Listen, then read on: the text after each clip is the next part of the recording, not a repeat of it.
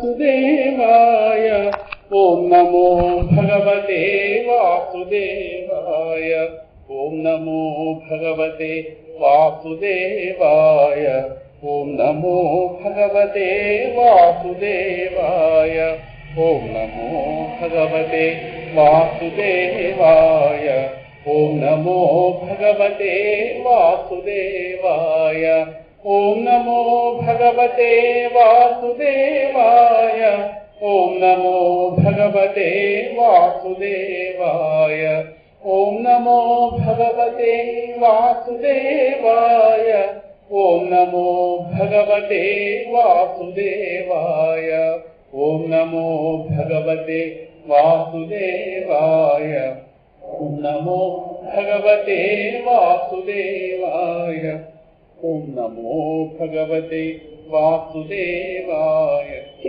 ओम नमो वासुदेवाय।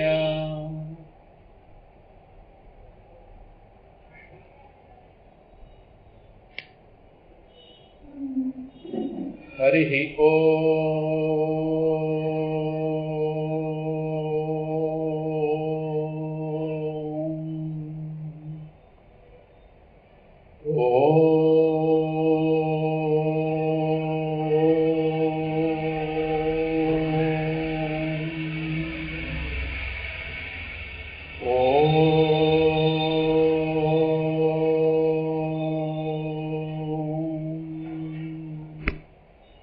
सत्यं विधातुं निजभृत्यभाषितं व्याप्तिं च भूतेष्वखिलेषु चात्मनः अदृश्यतात्यद्भुतरूपमुद्वहन् सम्भे सभायां न मृगं न मानुषम्। प्रह्लादवरद नरहरि नमो नमो दयानिधि प्रह्लादवरद नरहरि नमो नमो दयानिधि प्रह्लादवरद नरहरि नमो नमो दयानिधि प्रह्लादवरद नरहरि नमो नमो दयानिधि नमो नमो दयानिधि नमो नमो दयानिधि। सत्यज्ञानसुखस्वरूपममलं क्षीराब्धिमध्यस्थितं योगारूढमतिप्रसन्नवदनं भूषासहस्रोज्ज्वलं शङ्खं चक्रपिनाकसाभयकरां बिभ्राणमर्कच्छविं छत्रीभूतफणीन्द्रमिन्दुवदनं लक्ष्मीनृसिंहं भजे। प्रह्लादवरद श्रीवराहलक्ष्मीनृसिंहं भजे। संसारसागरविशालकराळकाल नक्रग्रहग्रत न निग्रह विग्रहस्य मग्नस्य रागलतदूर्मिनिपीडितस्य लक्ष्मीनृसिंह मम देहि करावलम्बम्। प्रह्लादवरद श्रीलक्ष्मीनृसिंह मम देहि करावलम्बम्। సభాయ నమః. ఇప్పుడు చమత్కారం జరిగింది. మనం ప్రహ్లాదు గురించి చెప్పుకోబోతున్నాం కదా. ప్రహ్లాదు నుంచి ఫోన్ వచ్చింది ఇప్పుడే. రోజారమణ గారు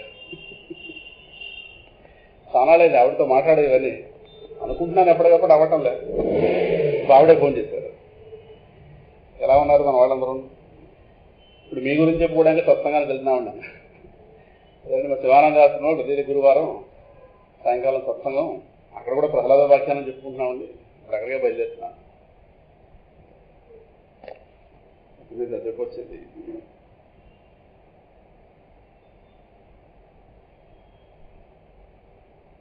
ఆదివారం నాడు దాసనారాయణరావు గారు ఉన్నారు కదా, దాసనారాయణరావు గారు కొడుకు కోళ్ళ దర్శనంకి వస్తున్నారు సింహాసనం. వాళ్ళు ఇప్పటిదాకా ఇప్పుడు సింహాసనం చూడలేదు. కాకినాడ నుంచి విశాఖపట్నం ఇప్పుడు రాలేదు. కాకినాడ వచ్చి అలా వెళ్ళిపోతున్నాడు. ఆయన లేరు, దాసనారాయణరావు గారు వెళ్ళిపోయారు. కొడుకు కోళ్ళు వాళ్ళు ఈవిడ బాగా పరిచయం. ఆవిడ చెప్పారు ఇలా సింహాచలంలో ఇలా ప్రహ్లాదుని పెట్టారు నేనంటే వాళ్ళకి ఎంతో గౌరవభావం. సరే వెళ్ళి చూసారండి ఆ క్షేత్రం చూడాలి. ఆవిడ ఎప్పుడు విశాఖపట్నం అడుగు పెట్టలేదు ఆవిడ. మొత్తం మీద వాళ్ళకి ఏదో ఏర్పాట్లు చూడండి. అలాగేనండి ఆదివారం చూద్దాం విశేషం కాదు. ఇలా ఆ విషయం చెప్పడానికి తెలిసి మన వాళ్ళందరూ ఎలా ఉన్నారు అడిగారు. మొత్తం మీద 232 పేజీ మన పుస్తకంలో 5 టాపిక్స్ అయ్యాయి. 6వ టాపిక్లో ప్రవేశిస్తాం.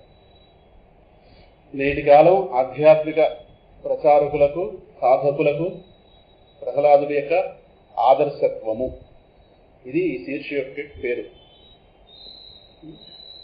అంటే నేటి కాలం అంటే ప్రస్తుత కాలంలో ఆధ్యాత్మిక ప్రచారకులు కావచ్చు, అంటే ప్రవచనాలు చేసేవాళ్ళు, అలాగే సాధకులు కావచ్చు.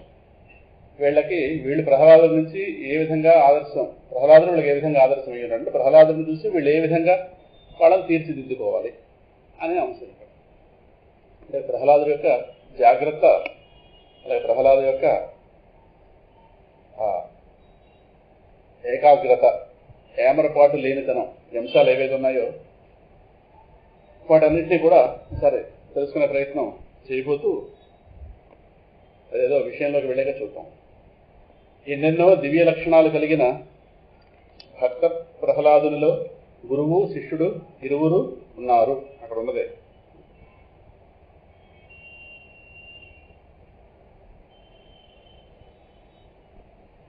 ఆయనలోని ఆధ్యాత్మిక ఎన్నెన్నో దివ్య లక్షణాలు కలిగినటువంటి భక్త ప్రహ్లాదుడిలో గురువు శిష్యుడు రెండు ఆయనలో ఉన్నాయి. ఆయనలోని ఆధ్యాత్మిక వైభవాన్ని పరిశీలిస్తే ఆయనకు మోక్షం సిద్ధించడం ఖాయం అని మనం అంటాం, కానీ ఆయన అంగీకరిస్తాం. ఎందుకో శీర్షికలోకి ఎందుకు తెలుస్తుంది. మనం అంటాం ఆయన గ్యారెంటీ, ఆయన కాదు ఎవరి మోక్షం వస్తుందండి, కానీ ఆయన ఆ మాట ఒప్పుకోడు. ఆయన కారణం ఈ సంసార వ్యవస్థ యొక్క బలీయత ఆయనకు తెలుసు కనుక. మాట అర్థమవుతుంది కదా, వేరే చెప్పకలేదు, ఎవరైనా ఇవ్వక్కర్లేదు. ఈ సంసార వ్యవస్థ యొక్క బలీయత అమ్మమాయ దురత్యయ భగవానుడు చెప్పాడు కదా. అందువల్ల ఆఖరి మెట్టు దగ్గర జారితే ఇంకా పెద్ద ప్రమాదం. ఆ మాట మనం చెప్పుకున్నాము. 2వ 3వ మెట్ల తర్వాత జారితే పెద్ద నష్టమేం లేదు, అక్కడే ఉంటాం. కానీ పై మెట్టు నుంచి జారితే చాలా ఎక్కువ ప్రమాదం. అందువల్ల ఈ సంసార వ్యవస్థ ప్రలోభాలు ఏవైతే ఉన్నాయో, ఈ ప్రలోభాలు వీటి గురించి సమగ్రంగా అధ్యయనం చేసిన వాడు కనుక ఆ మహానుభావుడు దానికి బలీయత తెలిసినవాడు కనుక తనకు మనం మోక్షం ఖాయం అని చెప్పిన ఆయన గారు మాత్రం అంగీకరించాడు. అంటే అంగీకరించాడు, మన అహంకారం వచ్చిందని అర్థం. మళ్ళీ అక్కడ పడ్డాడు. అది చెప్పొచ్చేది. అది అనగా భగవత్ ప్రాప్తి సిద్ధించే పర్యంతం అది ఏ ఒకంత అజాగ్రత్తను దరి చేరనీయక తీవ్ర ముముక్షు అయి నిలిచి ఉండాలి. ఇది భగవత్ ప్రాప్తి సిద్ధించే పర్యంతం. భగవత్ ప్రాప్తి సిద్ధించిన తర్వాత అప్పుడు ఏమరపాటు వహించవచ్చు, అప్పుడు ఇంకా ప్రమాదాలతో పని లేదు. కానీ సిద్ధించే పర్యంతం ఏ ఒకంత అజాగ్రత్తను దరి చేరనీయక, ఏ ఒకంత మరపు, ఏ ఒకంత ఏమరపాటుతనం, వీటిని దరి చేరనీయకుండా తీవ్ర ముముక్షు అయి ఉండాలి. అంటే మోక్షకాంక్ష ఏ ఒకంత కూడా తగ్గకూడదు, పెరుగుతూనే ఉండాలి కానీ తగ్గకూడదు. ఇప్పుడు రైలు బెర్త్ రిజర్వేషన్ అయిన వాడు ఒక రకమైన విధానంతో వెళ్తాడు. టికెట్ దొరుకుతుందో లేదో, సీటు దొరుకుతుందో లేదో అన్నాడు ఒక కంగారుతో వెళ్తాడు. వీడికి సీటు ఖాయం, ఆయన గారికి కాస్త సీటు గ్యారెంటీ లేదు.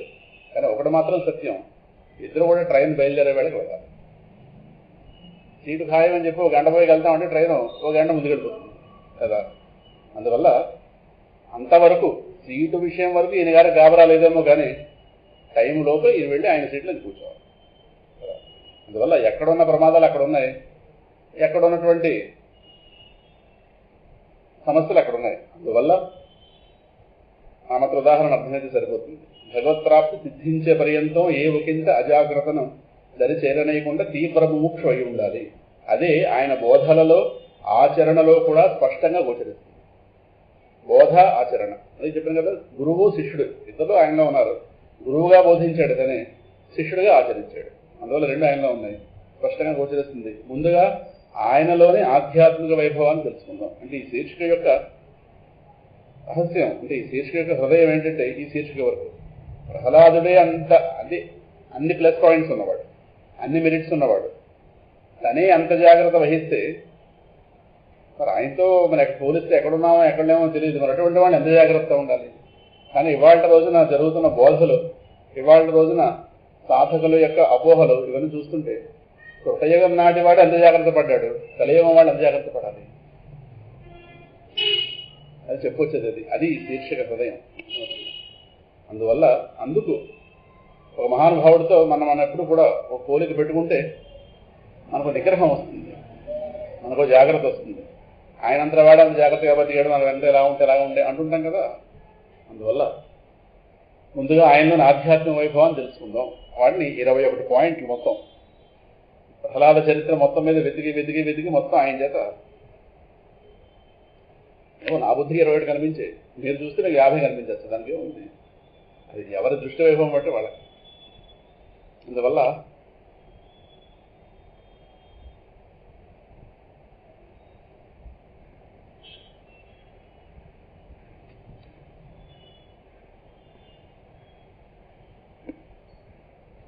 ప్రహ్లాదుడు మొదటిది నెంబర్ 1, త్రిలోకాధిపతి పుత్రుడు అయినా అహంకార శూన్యుడు. ఇవన్నీ మన గతంలో చెప్పుకున్నవే, అవన్నీ ఒక దగ్గర క్రోడీకరించాం. వీటన్నింటినీ కూడా త్రిలోకాధిపతి పుత్రుడు, సహజంగా అహంకారం రావాలి, కానీ అహంకార శూన్యుడు. అది వాళ్ళ రోజుల్లో చూస్తే తెలుస్తుంది. ఆ మాత్రం ఒక 4-5 గ్రామాలకి అధికారైన వాడి కొడుకుని చూస్తే వాడు భూమి నడవడు. చూస్తున్నాం వాళ్ళ రోజున. మనకి దేహానికి ఏ రకమైన వైభవం ఉన్నా అది అహంకారం తీసుకొస్తుంది. ఇంకా ఆ వైభవాలన్నీ విడిచిపెట్టమని కాదు, అవగాహనతో ఉండమని. మాకుడు ధనజన యౌవన గర్వం భగవత్పాదులు వారు చెప్పారు కదా. ఏదున్నా కొంతమంది బాగా ఆలోచించగలిగే సమర్థత ఉంటుంది, కొంతమందికి చక్కగా కార్యక్రమాలు చక్కగా కర్మలు చేయగలిగిన ఏర్పడతనం ఉంటుంది, కొంతమందికి అందంగా మాట్లాడగలగడం ఉంటుంది. రకరకాలు ఉంటాయి. ప్రతి మనిషి ఏదో ఒకటి ఉంటుంది మెరిట్. ఏది లేకుండా ఏ మనిషి ప్రపంచంలో ఉండదు. ఆ ఒకటి చాలు మనకు నానా రకాల అహంకారం రావడం. కొంతమందికి వాళ్ళ మాట చెప్తే 10 మంది వినేవాళ్ళు ఉంటారు. సమాజంలో వాళ్ళకి ఏదో చలామణి ఉంటుంది. ఆయన మాట చెప్తే తిరుపతి దర్శనం ఫ్రీగా అయిపోతుంది అనుకుందాం. ఆయన గారికి అహంకారం. ఆయన ఏమనుకుంటాడంటే ఆయన గారే వెంకటేశ్వరం అనుకుంటాడు, వచ్చిన పోలేదు. ఎందుకంటే ఆయన గారు చెప్తే అక్కడ దర్శనం అయిపోయింది కదా. అది ఇవే తెగుళ్ళు లోపల. భగవంతుడు మనకు అది ఇస్తాడు, ఆ ఇచ్చిన దాన్ని మనం గొప్పలు, ఆ ఇవ్వబడింది మన దెబ్బతీస్తుంది. ఇందువల్ల అహంకారం కలగడానికి సరిపోతాయి. ఏదో ఒకటి అందమో జనమో యవ్వనమో, బాగా చదువుకోవడము, ఇంగ్లీష్ భాష బాగా మాట్లాడటము, లేదా తెలుగు భాష తెక్కగా మాట్లాడటము, రకరకాల అదో తెక్క. వచ్చినా తెక్కగా మాట్లాడడం వాళ్ళు 3 మంది ఉన్నారు. అదో అహంకారం. చూసారా, ఎఫ్ఎం రేడియోలో అనౌన్సర్లు మాట్లాడుతుంటారు, అది ఏ భాష మనకు అర్థం కాదు, తెక్క భాష. అది తెలుగు అనుకోవాలి మొత్తం మీద అలా వెతికి అలా మాట, ఒక్కొక్కరు అలా ఉంటుంది. కానీ ఈ పిల్లవాడి దగ్గర చూస్తే అహంకార శూన్యుడు. ఏనాడు కూడా తన తండ్రి ఫలానా అని చెప్పి తను ఎటువంటి గర్వాన్ని పొందలేదు. అనుకుంటుందా? అదే కదా హిరణ్యకశిపుడు గోల, త్రిలోకాధిపతి పుత్రుడు ఇలా ఉండడం ఏంటని అని చాలా పద్యాల్లో చూస్తాం. ఇంకా ఆయన గారి మెరిట్స్ చూస్తున్నాం. తల్లి గర్భంలో ఉన్నప్పుడే విష్ణు జ్ఞాన బోధ పొందినవాడు, దానిని ఎన్నటికీ మరువనివాడు. ఆ మాట దానే చెప్పాడు. తత్తుకాలస్య దీర్ఘత్వాత్ స్త్రీత్వాత్ మాతు తిరోదధే ఋషిణానుగృణీతం మాం నాధునాపి అజహాత్ స్మృతి. ఈయనకంటా ముందు విన తల్లి. మరి మీ తల్లి సంగతి ఏమన్నా ఆవిడ మర్చిపోయింది. కారణం స్త్రీ గనక. 2 అక్కడ ఉన్నటువంటి గర్భిణీ ధర్మం. 2వది రాక్షస ప్రవృత్తి. బహుశా ఆవిడ స్వభావంలో అది ఉండకపోవచ్చు. అందువల్ల ఆవిడ మాతు తిరోదధే అవన్నీ కూడా వెళ్ళిపోయి. పెద్ద కాలం నాటి స్త్రీ ఆవిడ. అందువల్ల మరుపు సహజంగా వచ్చింది, మర్చిపోయింది. కానీ ఋషి అనుగ్రహం వల్ల, ఋషిణానుగృహీతం మాం, ఋషి అనుగ్రహం వల్ల ఆయన గారు చెప్పిన వాడికి సంబంధించిన స్మృతి ఇప్పటికీ నన్ను విడవలేదు, ఏది నేను మర్చిపోలేదు. ఇప్పటిదాకా ఏది నేను మర్చిపోలేదని వెల్లిగుని నాట నుండి ఉల్లసితంబైన దైవయోగంబున శోభిల్లుడు మునిమతమంతయు ఉల్లంబున మరపు పుట్టదు ఒకనాడైనన్. వేగంగా పుస్తకం తీయాలి, కష్టం కదా, పర్వాలేదు, విన్నది సరిపోతుంది. 94వ పేజీ. ఎందుకంటే ఈ పుస్తకంలో ఎక్కడ ఏది ఉందో ఈ బుద్ధిలో ఉంది. కారణం ఈ బుద్ధిలోంచి ఇక్కడ వెళ్ళింది కాబట్టి ఈ పుస్తకంలో ఏది ఎక్కడ ఉంది పెద్ద వెనక లక్షణంలో వస్తుంది మా వరకు అయితే. కనుక తల్లి గర్భంలో ఉన్నప్పుడు విష్ణు జ్ఞాన బోధ పొందినవాడు. ఇప్పుడు గర్భంలో ఉన్నప్పుడు, పుట్టిన తర్వాత కూడా ఇంకా చివరిదాకా వెళ్ళేదాకా కొంతమంది భగవత్ వార్త చెవిలో పట్టలేదు. కానీ పుట్టిన తర్వాత కాదు, పుట్టక ముందే పరిపూర్ణమైన విష్ణు జ్ఞానాన్ని పొందినవాడు దానిని ఎన్నటికీ మరువలేదు. వేదాంతం చాలా మంది వింటారు, కానీ చాలా మటుకు గాల్లో పడిపోతుంటుంది. ఎందుకంటే ధారణ శక్తి లేకపోతే ప్రపంచ విషయాలు మాత్రం బాగా జ్ఞాపకం పెట్టుకుంటాం. 40 ఏళ్ల క్రితం పలానా వాడి ఫంక్షన్ ఏ చీర కట్టామో స్పష్టంగా జ్ఞాపకం ఉంటుంది. ఆ చీర ఇప్పుడు ఆ చీర ఏ సామాన్ల వాడికి ఇచ్చేసామో కూడా జ్ఞాపకం మనకు. దానివల్ల మనకి ఏ గిన్నె వచ్చింది ఇవన్నీ మనకు. అంటే ఇంట్లో వంటకు ఆ గిన్నె పట్టుకోగానే ఈ గిన్నె మన దగ్గర తెచ్చినవాడు, వాడికి మనం ఇచ్చిన చీర, ఆ చీర కట్టిన ఫంక్షన్ ఇన్ని జ్ఞాపకం. ఏది పొయ్యి దగ్గర ఉంటే మాత్రం గిన్నె పట్టుకోగానే ఈ దిక్కుమాలగా ఎక్కడి నుంచి వచ్చిందంటే దీని వల్ల జరుగుతుంది కదా. ఇవే మర్చిపోయామా? అదే ఇవాళ మనకి జ్ఞాపక శక్తి లేని వాళ్ళం కాదు, భగవంతుడి మీద ఆసక్తి తక్కువ ఉన్నవాళ్ళు. ఆసక్తి ఎక్కడ ఎక్కువ ఉంటే జ్ఞాపకం అక్కడ ఎక్కువ ఉంటుంది. మన జ్ఞాపశక్తి లేదని ఎక్కడ కుదురుతుంది? అందువల్ల ఆయన గారికి తల్లి గర్భంలో ఉన్నప్పుడే విష్ణు జ్ఞాన బోధ పొందినవాడు. ఎందుకంటే ఇది ఎలాగో తెలుసు. ఆయన గారు ఎప్పుడైతే తపస్సులో ఉన్నాడో ఇంద్రుల వారు కాస్తా వెళ్ళి ఆయన గారు రాజ్యం మీద దాడి చేశాడు. రాక్షసులందరూ చెల్లాచెదరైపోయారు. అప్పుడు గర్భిణీగా ఉన్నటువంటి ఆ కయాధువు, ప్రహ్లాదుడి తల్లి, ఆవిడ కాస్త ఆయన ఇంద్రుడు చెరపెట్టి తీసుకెళ్తుంటే నారదుల వారు అడ్డుపడ్డారు. నువ్వు చేస్తున్నది ఏమిటి ఇదంతాను కానీ ఆయన చెప్పాడు, ఇది నా యొక్క ధర్మం. ఎందుకంటే రాక్షసులు లోకకంటకులు, దేవతలు లోకక్షేమం చూసేవాళ్ళు. ఇప్పుడు ఆ వాళ్ళు అక్కడికి వెళ్లే ముందు ఎందుకు సార్ వెళ్ళి హిరణ్యకశిపుని చూశారు. ఆయన గారు తపస్సుతో పూర్తిగా కృషించిపోయాడు. అప్పుడు మాట అనుకున్నట్టు ఇంద్రుడు కాస్త వీడి పాపమే వీడిని తినేసింది. చలిచేమలు ఎలాగైతే పావును తినేస్తాయో, పావును చంపేస్తాయో, వీడి పాపమే వీడి తపస్సు రూపంలో సంహరించబోతుందని మాట అనుకుని అప్పుడు వచ్చాడు దాడి చేయడానికి. కానీ వాడికి అర్థం కాలేదు, ఈయన గారు గెలుచుకొస్తాడు తర్వాత. అంటే ఇలాగే ఉంటుంది. ఇంద్రుడు వాడి జ్ఞానం వాడిది, ఎవరి అజ్ఞానం వాడిది ప్రపంచం. అంటే వాడు అలా చచ్చిపోతాడు అనుకున్నాడు మహానుభావుడు. కానీ వాడు వెళ్ళి తిరిగి వచ్చాడు. చెప్పొచ్చేది అప్పుడు కాస్త నారదుల వారు కాస్త సత్యం చెప్పారు. అయం నిష్కిల్బిష సాక్షాత్ మహాభాగవత మహాన్ స్వయా న ప్రాప్స్యతే సంస్థాం అనంతానుచరో బలి. ఈ పుస్తకంలో ఉండదు, అది ఎందుకో వేయలేదు. ఇది ఈ పిల్లవాడి గర్భంలో ఉన్నవాడు కాస్త నిష్కిల్బిష, ఏ ఒకంత పాపము లేనివాడు, సాక్షాత్ మహాభాగవత. ఈయన సామాన్య భక్తుడు కాదు, భగవంతుడి యొక్క భక్తులు ప్రథమ కోవకి చెందిన భక్తుల్లో ఒకడు. First grade, second grade, third grade ఉంటుంది కదా. ఫస్ట్ గ్రేడ్ భక్తుల్లో చాలా తక్కువ మంది ఉంటారు, 2 3, అందులో వీడొకడు. సాక్షాత్ మహాభాగవత. ఇంకా మహాన్, చాలా గొప్పవాడు. ఇక్కడ 2 విశేషణాలు వేశారు. దీని గురించి మనం సోమవార సత్సంగంలో విశేషంగా చెప్పుకున్నాం. ఎందుకు 2 వేయాలి అంటే, ఇప్పుడు లోకంలో కొంతమంది భక్తులు ఉంటారు, కానీ వ్యవహారంలో వాళ్ళు మంచివాడు కాదు. వ్యవహారంలో మంచి వాళ్ళు ఉంటారు, వాళ్ళు భక్తులు కాదు. 2 ఉన్నాయి. మన ఊర్లోనో ఓ పెద్ద ఆయన మహాభక్తులు అన్న హడావుడి చేస్తుంటాడు, కానీ ఒకనాడు కాస్త ఎంతో మంది సంపద హరించినవాడు. సో ఆయన గారి దృష్టిలో భక్తనగానే ఒక గంటకో రోజో లేదో ఒక పర్వదినం నాడు వేసే వేషం లాంటిది, ఓ శివరాత్రి నాడు వేసే వేషం లాంటిది, అంతే, అక్కడితో సరే. కానీ ఉత్తర రోజుల్లోనూ వీడిది వాడిది హరించినటువంటి చరిత్ర. సో వ్యవహారంలోకి వచ్చేసరికి వ్యవహార ప్రపంచంలో ఆయన గారు మంచి పేరు లేదు, కానీ ఇక్కడికి వచ్చేసరికి మాత్రం మహాభక్తులే కనిపిస్తారు. నానా రుద్రాక్షలు, హడావుడి, ఇవన్నీ అర్థమైన వాళ్ళకి అర్థమైంది కనుక మహాన్ సాక్షాత్ మహాభాగవత. అక్కడ చూడగానే భక్తులే కావచ్చు, అంటే ఆయనకు అర్థమైన సత్యం ఏంటంటే అక్కడ ఆయన ముందు కూర్చొని ఏదో అర్చన చేస్తే అయిపోయిందని. అంటే ఆయన గారి స్వరూప జ్ఞానం కలగలేదు. ఆయనే ప్రపంచ రూపంలో ఉన్నాడని జ్ఞానం అర్థమైతే మనం ఏమైనా మోసం చేస్తాం, చెయ్యం, అందుకు తెగించాం. కానీ ఆయనకు అర్థమైన భగవంతుని అంత మేరకు. అందువల్ల ఆయన గారు మహాత్ముడు కాదు, వ్యవహార ప్రపంచంలో భక్తుడిగా కనిపిస్తాడు. కొంతమంది నాస్తికులు ఉంటారు, వాళ్ళ వ్యవహారంలో చాలా మంచి పనులు చేస్తుంటారు, కానీ వాడి భగవంతుడిని పడతారు. చాలా చదువులాడుకున్న వాళ్ళు కలుపుతూ ఉంటారు, పేదరికంగా ఉన్న వాళ్ళు కాస్త సహాయం చేస్తుంటారు. వాళ్ళకి ఏదో స్కూల్లో చేర్చడం, లేదా వాళ్ళకి ఏదో హాస్పిటల్లో చేర్చడం, ఎవరైనా డాక్టర్గా తెలిస్తే వాళ్ళకి కాస్త మధ్యవర్తిత్వం చేయడం, ఏదో ఫీజు తగ్గింపు చేయడం, ఇటువంటి సేవా కార్యక్రమాలు ఓడి చేస్తుంటారు. కానీ వాడు భగవంతుడిని వాడు పడదు. వాడికి అర్థమైన ప్రపంచం వాడికి అనిపిస్తుంది. నాస్తికులు మహానుభావులు ఓడి మంది ఉన్నారు, వేరన్నాకేం లేదు. అందువల్ల అంటే అలాగని వాళ్ళ వెనకాల వెళ్ళిపోవడం కాదు చెప్పేది. ప్రపంచంలో ఇద్దరు ఉన్నారు. కానీ ప్రహ్లాద దగ్గరకు వచ్చేసరికి అంటే ఒకడున్న చోట ఒకటిలో లేదు, ఒకడున్న చోట ఒకటి లేదు. ఇది మన ప్రపంచంలో కనిపిస్తున్నాయి. ఈ పిల్లవాడు అలా కాదు. స్వభావరీత్యా మంచివాడు, భక్తుడి రీత్యా మహాభక్తుడు. ఏమి ఎలాగా అది ఎప్పుడు కుదురుతుంది? ఒకే విధంగా కుదురుతుందంటే ఆయన గారికి అర్థమైన భగవంతుడు అనంతుడు, పరిమితుడు కాదు. కొంతమందికి అర్థమవుతున్న భగవంతుడు ఆ శివలింగం మేరకే, అక్కడితో సరే. అది దాడితే అయిపోయింది. ఆయనకి మనకి రామురాము. లోకంలో మనం ఏం చేసినా ఆయన తెలియదు, లోకంలో మనం ఏం చేసినా చెలుబడేది. సో భగవంతుని అర్థం చేసుకోవడంలో ఉన్న అసమగ్రత మనిషి చేత, అంటే ఈవెన్ ఆయన గారు ఒక భక్తుడైనా ఆయన గారి చేత వ్యవహారంలో పాపం చేయిస్తుంది. ఆయన గారికి ప్రపంచం పరమాత్మకి అర్థమైతే పాపం ఎవరి విషయంలో చేస్తున్నాం, ఎవరి విషయంలో చేయగలం? మన వల్ల బాధపడుతున్నవాడు వాడు కూడా ఆ పరమాత్మ స్వరూపుడే జ్ఞానం ఉంటే ఇంటికి తెగించాం కదా, అనుమవుతుందా?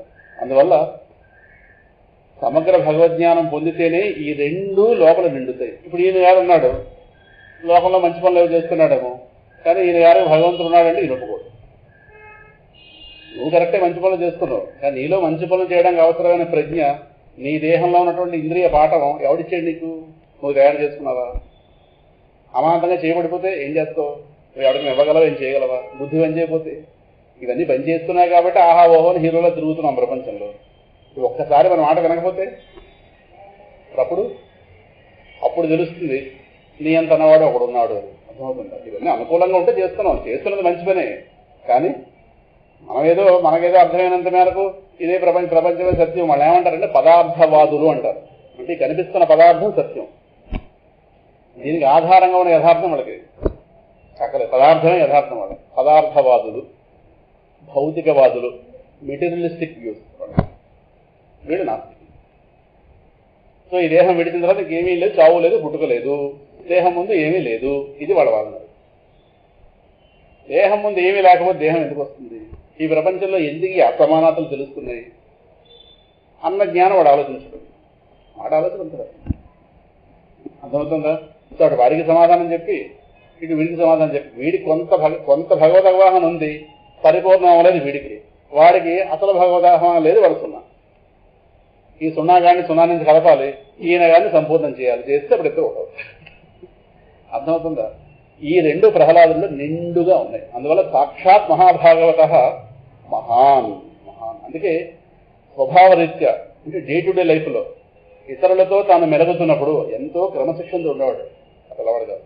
తన యందు అఖిల భూతములందు నొకభంగి సమహితత్వమున జరుగువాడు. ఏంటి పద్యాలన్నీ? భక్తనగానే ప్రపంచాన్ని వెలివేయడమా? భక్తనగానే ప్రపంచంలో ఇంకోలా ఉండడమా? కాదే. భక్తి అంటే క్రమశిక్షణతో కూడిన జీవితం. భక్తి అంటే రోజులో గంటో అరగంటో, లేదా దసరా నవరాత్రులు వచ్చినప్పుడు, గణపతి నవరాత్రులు వచ్చినప్పుడు అక్కడికే పరిమితం చేసి పిచ్చి చేష్టలు కాదు. భక్తి అంటే నిత్యం క్రమశిక్షణతో కూడి జీవించడం, భగవద్ అవగాహనతో జీవించడం. ఇది భక్తి. అందువల్ల అక్కడ ఆ రెండు లక్షణాలు చెప్తూ ఈయన మహా గొప్పవంతుడు, సామాన్యుడు కాదు. ఇంకా సాక్షాత్ మహాభాగవత అని చెప్తూ త్వయా న ప్రాప్స్యతే సంస్థాం అనంతానుచర బలి. ఆ అనంతుడు ఉన్నాడే విష్ణువు, ఆయన గారి అనుచరుడు. ఇంకా బలి, వీడు చాలా బలవంతుడు. అదే గర్భంలో ఉన్నవాడు పిల్లవాడు ఇంకా పుట్టలేదే, వీడు బలవంతుడు ఏంటి? కాదు, వాడికి ఉన్నది విష్ణు బలం. వాడి మీద నీ వజ్రాయుధం ప్రయోగించావా ఇది ముక్కలైపోతుంది. నీ తరం కాదు వాడిని ముట్టుకోవడం. త్వయా న ప్రాప్స్యతే సంస్థాం, నువ్వు వాడిని సంహరించలేవు అనగానే ఇంద్రుడికి వెంటనే అర్థమైంది. పరిక్రమ్య దివం యయౌ. ఆ తల్లికి పరిక్రమ్య చుట్టూ ప్రదక్షిణ నమస్కారం చేశాడు. లోపల ఉన్న పిల్లవాడిని ఉద్దేశించి ఆ తల్లికి ప్రదక్షిణ చేశాడు. ఇప్పుడు మనం అలాగైతే ఆత్మప్రదక్షిణ చేస్తాం. ఆత్మప్రదక్షిణ చేస్తున్నామంటే లోపల అంతర్యామంగా ఉన్న పరమాత్మని ధ్యానిస్తూ మనలో మనం తిరుగుతాం. అదే ఆత్మప్రదక్షిణం అంటే. ఆత్మకి ప్రదక్షిణం, ఆత్మ అయినా మనకు ప్రదక్షిణం, లేదు మన ఆత్మ అయినా పరమాత్మ ప్రదక్షిణ, ఏదైనా భావన అది.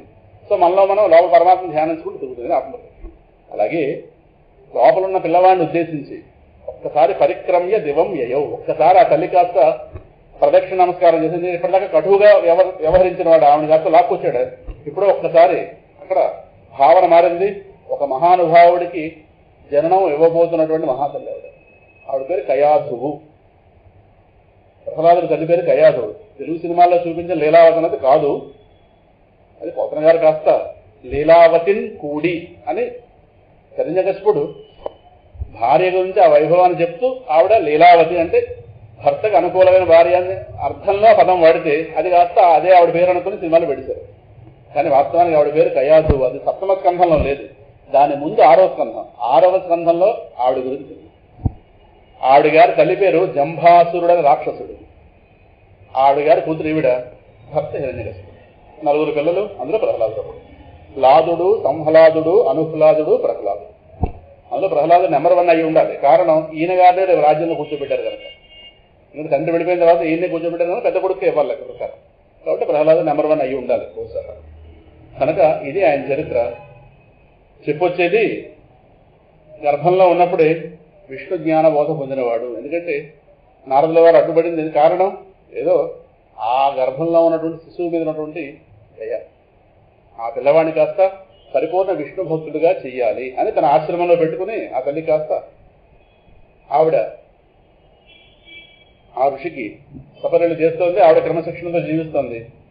రోజు కూడా గర్భంలో ఉన్న శిశువును ఉద్దేశించి ఈయన బోధ చేస్తున్నారు.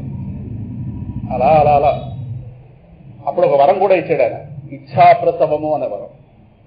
అంటే ఎప్పుడు కావాలంటే అప్పుడు పిల్లవాడిని ప్రసవించగలిగేటటువంటి అవకాశం. ఇక్కడ భర్త ఊర్లో లేడుగా. నారదుల గారు చెప్పారు, తప్పకుండా నీ భర్త విజయం సాధించుకొస్తాడు, నువ్వు ఇక్కడ ధైర్యంతో ఉండవచ్చు అనగానే వెంటనే ఆవిడ కాస్త అడగలేగానే లోపల మనసులో భావించింది. భర్త ఊర్లో లేనప్పుడు పిల్లవాడిని కంటే ఎవరు చూస్తారు యోగక్షేమాలు, మనసులో ఉన్నదాన్ని కాస్త ఊహించాడు. వెంటనే ఇచ్ఛాప్రసవ వరం ఇచ్చాడు. ఈ కాలంలో ఎవరు ఇవ్వలేరు కనుక ఆ ప్రయత్నాలు చేయొద్దని చెప్పండి మీ గోడలకు కానీ ఎవరికి కానీ. అవకాశాలు లేవు ఆ పూర్వం రోజులు అవి. అర్థమవుతుందా? చెప్పొచ్చేది ఋషి చేత అనుగ్రహింపబడినవాడు. తర్వాత దాంట్లో వస్తుంది, దాన్ని ఎన్నటికీ మరువలేదు. కారణం ఋషి యొక్క అనుగ్రహం పరిపూర్ణంగా పొందినవాడు గనక ఆ మాట ఆయనే చెప్పాడు. ఆ చెప్పిన దాని యొక్క స్మృతి ఇప్పటికీ నన్ను వదలలేదు, ఋషి యొక్క అనుగ్రహం. ఇంకా రెండోది, నారాయణుడు యొక్క ఒకనొక అవతారమైన దేవర్షి నారదుడు ప్రహ్లాదుడు గురువు. అది సామాన్య గురువు కాదు, తనేమో దేవర్షి నారదుడు వారు. దేవలోకానికి సంబంధించిన ఋషి నారదుడు, మానవలోకానికి సంబంధించిన ఋషి వ్యాసుడు. అది అందువల్ల భాగవతంలో చూస్తే పరమాత్మ చెప్పబడినటువంటి 27 అవతారాల్లో నారదుడు కూడా ఒక అవతారం, జ్ఞానావతారం. నారదుడు, వ్యాసుడు, దత్తాత్రేయులు వారు వీళ్ళందరూ కూడా జ్ఞానావతారాలు. భగవానుడి యొక్క అవతారాలు రకరకాలు. జ్ఞానావతారాలు కొన్ని, ఆవేశావతారాలు కొన్ని, లీలావతారాలు కొన్ని, అంశావతారాలు, అంశాంశావతారాలు, పూర్ణావతారాలు, పరిపూర్ణావతారాలు. పరిపూర్ణావతారం కృష్ణావతారం. రామ, నృసింహ పూర్ణావతారాల కింద వస్తాయి. మిగతావన్నీ కూడా ఆయా వర్గాలకు వెళతాయి. మొదటి ఆ భగవంతుడి యొక్క అవతారాలే, అందులో రకరకాలు చెప్పొచ్చేది. నారదుల వారు జ్ఞానావతారం. అలాగే హయగ్రీవ స్వామి, ఆయన కూడా జ్ఞానావతారం.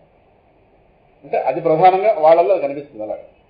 సో నారాయణుడు యొక్క ఒకనొక అవతారమైన దేవర్షి నారదుడు ప్రహ్లాద గురువు. ఇంకా ప్రహ్లాదుల విషయంలో గురువు గారు శిష్యుడిని వెతుక్కున్నారు. శిష్యుడు గురువు గారు వెతుక్కుని వెళ్ళలేదు. గర్భంలో ఉన్నాడు, ఎలా వెతుక్కుని వెళ్తాడు? ఈ పిల్లాడు ఎక్కడ ఉన్నాడో చూసుకుంటాడు మహానుభావుడు. గర్భంలో ఉన్నాడు కనుక ఆ గర్భిణిగా ఉన్నటువంటి ఆ తల్లిని కాస్త ఇంద్రుడి యొక్క చెర నుండి నారదుల వారు రక్షింపజేసి తన ఆశ్రమంలో ఉంచి బోధ చేశారు. లోకంలో శిష్యుడు గురువు గారిని వెతుక్కోవడం ఒక అందం, కానీ గురువు గారు శిష్యుడు వెతుక్కోవడం అనేది ఒక అదృష్టం. అంతే అర్థమవుతుంది. అది భగవద్ ఆదేశం వాళ్ళకి అందుతుంది ఆ గురువులకి. ఏమయ్యా అక్కడ కాస్త మా మహానుభావుడు ఉన్నాడు, వాడిని వెళ్ళి నువ్వు వాడి పని పూర్తి చేయవలసింది. మీరాబాయి విషయం ఇలాగే జరిగింది. ఆవిడకి ఇంకో స్పృహలేదు కృష్ణుడు తప్పింది.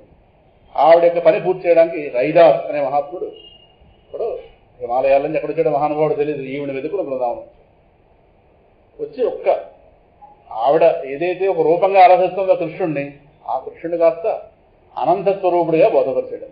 ఆ బోధపరచడం పెద్ద టైం పట్టలేదు, కారణం ఆవిడ మనస్సు పరమ పవిత్రంగా ఉంది.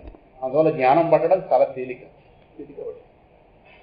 అమ్మాయి నువ్వు అనుకుంటున్న కృష్ణుడు ఇది మాత్రమే కాదు, బ్రహ్మాండాలు నిండిపోయినవాడు. అందువల్ల నీకు విగ్రహం దూరం అయితే కృష్ణుడు దూరం అయ్యాడు అనుకోవద్దు అని ఆవిడ కాస్త భగవంతుని యందు ఉన్నటువంటి పరిమిత భావాన్ని ఆయన కాస్త ఎగరగొట్టేశాడు. ఆయన తత్వం ఏమిటో చెప్పి. అర్థమవుతుందా? అలాగే గురువు గారు శిష్యుడు వెతుక్కుని వచ్చారు. అలా కొన్ని సందర్భాలు కనిపిస్తాయి కొంతమంది విషయంలో. అదే ప్రహ్లాద విషయంలో అయింది. గురువు గారు శిష్యుడిని వెతుక్కున్నారు. ఇంకా ప్రహ్లాదుడు కాస్త స్వభావ భక్తుడు, అంటే ఇన్ని మెరిట్స్ ఉన్నవాడు ఎంత జాగ్రత్త పడ్డాడో తర్వాత తెలుసు.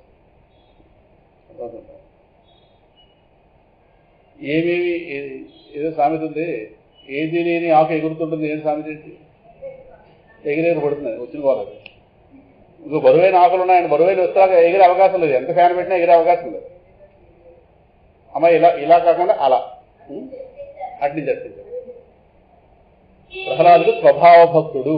స్వభావ భక్తుడు అంటే పుట్టుకతోనే భక్తుడు, డివోటీ బై నేచర్. 3 రకాల భక్తులు మనం చెప్పుకున్నాం కదా, స్వభావ భక్తుడు, ప్రభావ భక్తుడు, అభావ భక్తుడు. మనందరం నెంబర్ 2లోకి వస్తాం. అందరం స్వభావ భక్తి అని చెప్పడానికి పెద్దగా లేదు. ఏమో మీ సంగతి నా సంగతి చెప్పు. నా స్థితిని మీ మీద ఎప్పుడు ఆరోపించకూడదు. అర్థమవుతుంది. ఎక్కువ శాతం అంటే కింద జన్మల్లోంచి కొద్దిగా భక్తికి సంబంధించినటువంటి సంస్కారం తెచ్చుకుని ఉండొచ్చు, కాదని కాదు. కానీ అంతగా ప్రహ్లాదుడిలాగా అంతా నిండిపోయినంత భక్తి కాదు. అందువల్ల స్వభావ భక్తులు అంటే భక్తి వాళ్ళ యొక్క స్వభావం అయిన వాళ్ళు. అందువల్ల వాళ్ళు కొత్తగా భక్తి నేర్చుకోకర్లేదు, అన్నీ నేర్చుకునే పుట్టినవాడు. దీని కాస్త వ్యాసుల వారు ఒక శ్లోకంలో మనం చెప్పుకున్నాం. గుణైరలం అసంఖ్యేయై మాహాత్మ్యం తస్య సూచ్యతే వాసుదేవే భగవతి యస్య నైసర్గికి రతికి. ప్రహ్లాదుల్లో భగవంతుల్లో ఎన్ని కళ్యాణ గుణాలు ఉన్నాయి, అన్ని కళ్యాణ గుణాలు ఉన్నాయి. అసంఖ్యాకములైన కౌంట్లెస్, లెక్క పెట్టలేనన్ని సద్గుణాలు ఉన్నాయి. అన్నీ చెప్పంగానే ఒకటి చెప్తామన్నాడు. అంటే ఆ ఒకటే చెప్తే అందులో అన్నీ ఉన్నట్టు. వాసుదేవే భగవతి యస్య నైసర్గికి రతికి. ఆ పిల్లవాడికి భగవంతుడైన వాసుదేవుడి యందు సహజ సిద్ధంగా భక్తి ఉంది. వాసుదేవే భగవతి యస్య నైసర్గికి రతి. రతి అంటే ఆసక్తి, నైసర్గికి అంటే సహజ సిద్ధమైన అర్థం. అంటే ఆయన గారు అక్కడి నుంచి అరువు తెచ్చుకున్నది కాదు. పుట్టిన తర్వాత ఆయన దగ్గర ఆయన ఎవరి ద్వారా ప్రచోదనం పొందక్కర్లేదు. అన్ని భక్తి మొత్తం భక్తి శాస్త్రాన్ని మొత్తం అవలంబించి పెట్టుకోవచ్చు. అలాగే మేము ఈ మధ్య కొన్ని మహావాక్యాల పుస్తకంలో రాస్తున్నాను. ఇది దృష్టిలో పెట్టుకుని ఒక మాట రాశాను. అసలుపోవచ్చు కానీ వినండి. ఇది దృష్టిలో పెట్టుకుని బాగుపడి పుట్టాలి కానీ పుట్టిన తర్వాత ఎవరినెవరు బాగుపడినెవరు మాట. ఎందుకంటే పాడైపోయిన వాళ్ళ మధ్యలోకి పుడుతున్నాను. నా పుస్తకంలో రాసుకున్నాను. ఇది దృష్టిలో పెట్టుకుని పాడైపోవడం అంటే ఏదో కాదు, భగవంతుడు పట్టకపోవడం. లోకంలో వాడు మంచివాడు అయితే అవ్వచ్చు, ఎవరికి కావాలి. భగవంతుడు పట్టకపోవడం వాడైపోవడం. కనుక ఈయన గారు జాగ్రత్త పడ్డాడు, బాగుపడి పుట్టాడు. ఇంకేకోలేదు. పుట్టిన తర్వాత బాగుపడించే అవకాశాలు చాలా తక్కువ. అందులో ఈ కాలంలో మరీ తక్కువ. కాబట్టి ఆ మాట రాసుకున్నాం పుస్తకం. ఈయన డివోటీ బై నేచర్. రెండో వాళ్ళు ప్రభావ భక్తులు, devotee by influence of somebody. ఎవరినో చూసి మనం భక్తి నేర్చుకుంటాం. ఆవిడెవరో సత్సంగానికి వెళ్తే ఆవిడ వెనకాల మనం వెళ్తాం. మన తీసుకెళ్ళక ఆవిడ మానేస్తుంది, మనం కూర్చుంటాం. ఆవిడ ఎందుకో మానేస్తుంది మనది. ఇలాగే ఎవరో ఒకరిని సత్సంగానే పరిచయం చేస్తుంటారు, అలాగే భగవంతుడు పరిచయం చేస్తుంటారు. వాళ్ళ ఇన్ఫ్లుయెన్స్ వల్ల అందుకే అంటుంటాం కదా, ఆవిడే మమ్మల్ని తీసుకెళ్లారు, ఆవిడ వల్లే ఆ రోజు అలాగా చీరల షాపు బయలుదేరిన కాస్త అలా సత్సంగానికి వెళ్ళాం. ఆ రోజు అలా సత్సంగం అలవాటేది. మంచి వీడియో ఏదో ఒకటి మొత్తం మీద ఒక్కొక్కరు ఒక అలాగా భగవత్ సంబంధమైన విషయాలు చెవిలో పడేటటువంటి ఒక కార్యక్రమం. దానికి ఒక పరిచయం, ఒకరి వల్ల ఒకరు, ఒకరి వల్ల ఒకరు, అలా. అది ప్రభావ భక్తి. మూడోది, కొంతమందికి ఏం చెప్పినా ఏమి రాదు, అభావం. వాళ్ళు ఏదో భక్తిస్తున్నా వాళ్ళకు నమస్కారం పెట్టడం మన కార్యక్రమం మనం చూసుకోవాలి. అర్థమవుతుందా? ఈయన గారు స్వభావ భక్తుడు. ఇంకా సమస్త సద్గుణ రాశీభూత స్వరూపుడు. ఇందాక చెప్పుకున్నాం కదా, సమస్త సద్గుణాల యొక్క రాశీభూత స్వరూపం. మంచి గుణాలన్నింటినీ ఒక కుప్ప కింద పోస్తే, ఏదో బియ్యం కుప్ప కింద పోసినట్టుగా సద్గుణాలన్నింటినీ ఒక రాశీభూతంగా ఊహిస్తే ఆ రాశీభూతమైన సద్గుణ సంపదే ప్రహ్లాదుడు. అవే ఆయన ద్వారా లోకంలో ఆచరణలో కనిపించేయి. తోటి వాళ్లతో ప్రవర్తన. అంటే భక్తి ఉంటే సరిపోదు, శీలం కూడా కావాలి. శీలం అంటే ప్రవర్తన. లోకంలో ప్రవర్తిస్తున్నప్పుడు ఎవరితో ఎంత మేరకు హద్దుల్లో ఉండాలి, దేని గురించి ఎంత మేరకు ఆలోచించాలి, ఎంత మేరకు మనం అవతల వాళ్ళకి ఎంత మేరకు మనం సేవ చేయగలం, ఎంతవరకు అని ప్రతి దానికి హద్దులు తెలుసుకుని మెలగడం. ఎంత ప్రహ్లాదులు స్పష్టంగా తెలుసు. అది సద్గుణాలు. ఇంకా దేవతల సభలలో కీర్తింపబడిన వాడు.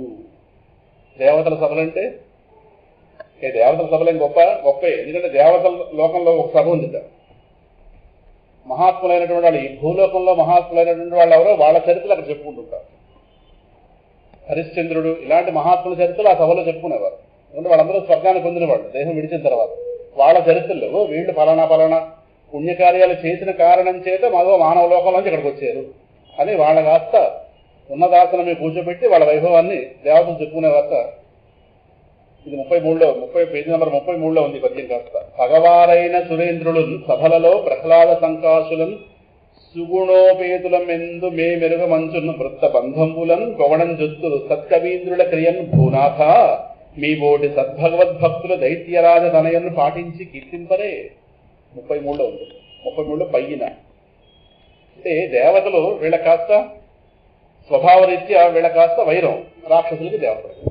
అన్నదమ్ముల పిల్లలే కాదు, అప్పచెల్లెళ్ళ పిల్లలు కావచ్చు, కానీ వీళ్ళంటే వాడకూడదు వాళ్ళకి.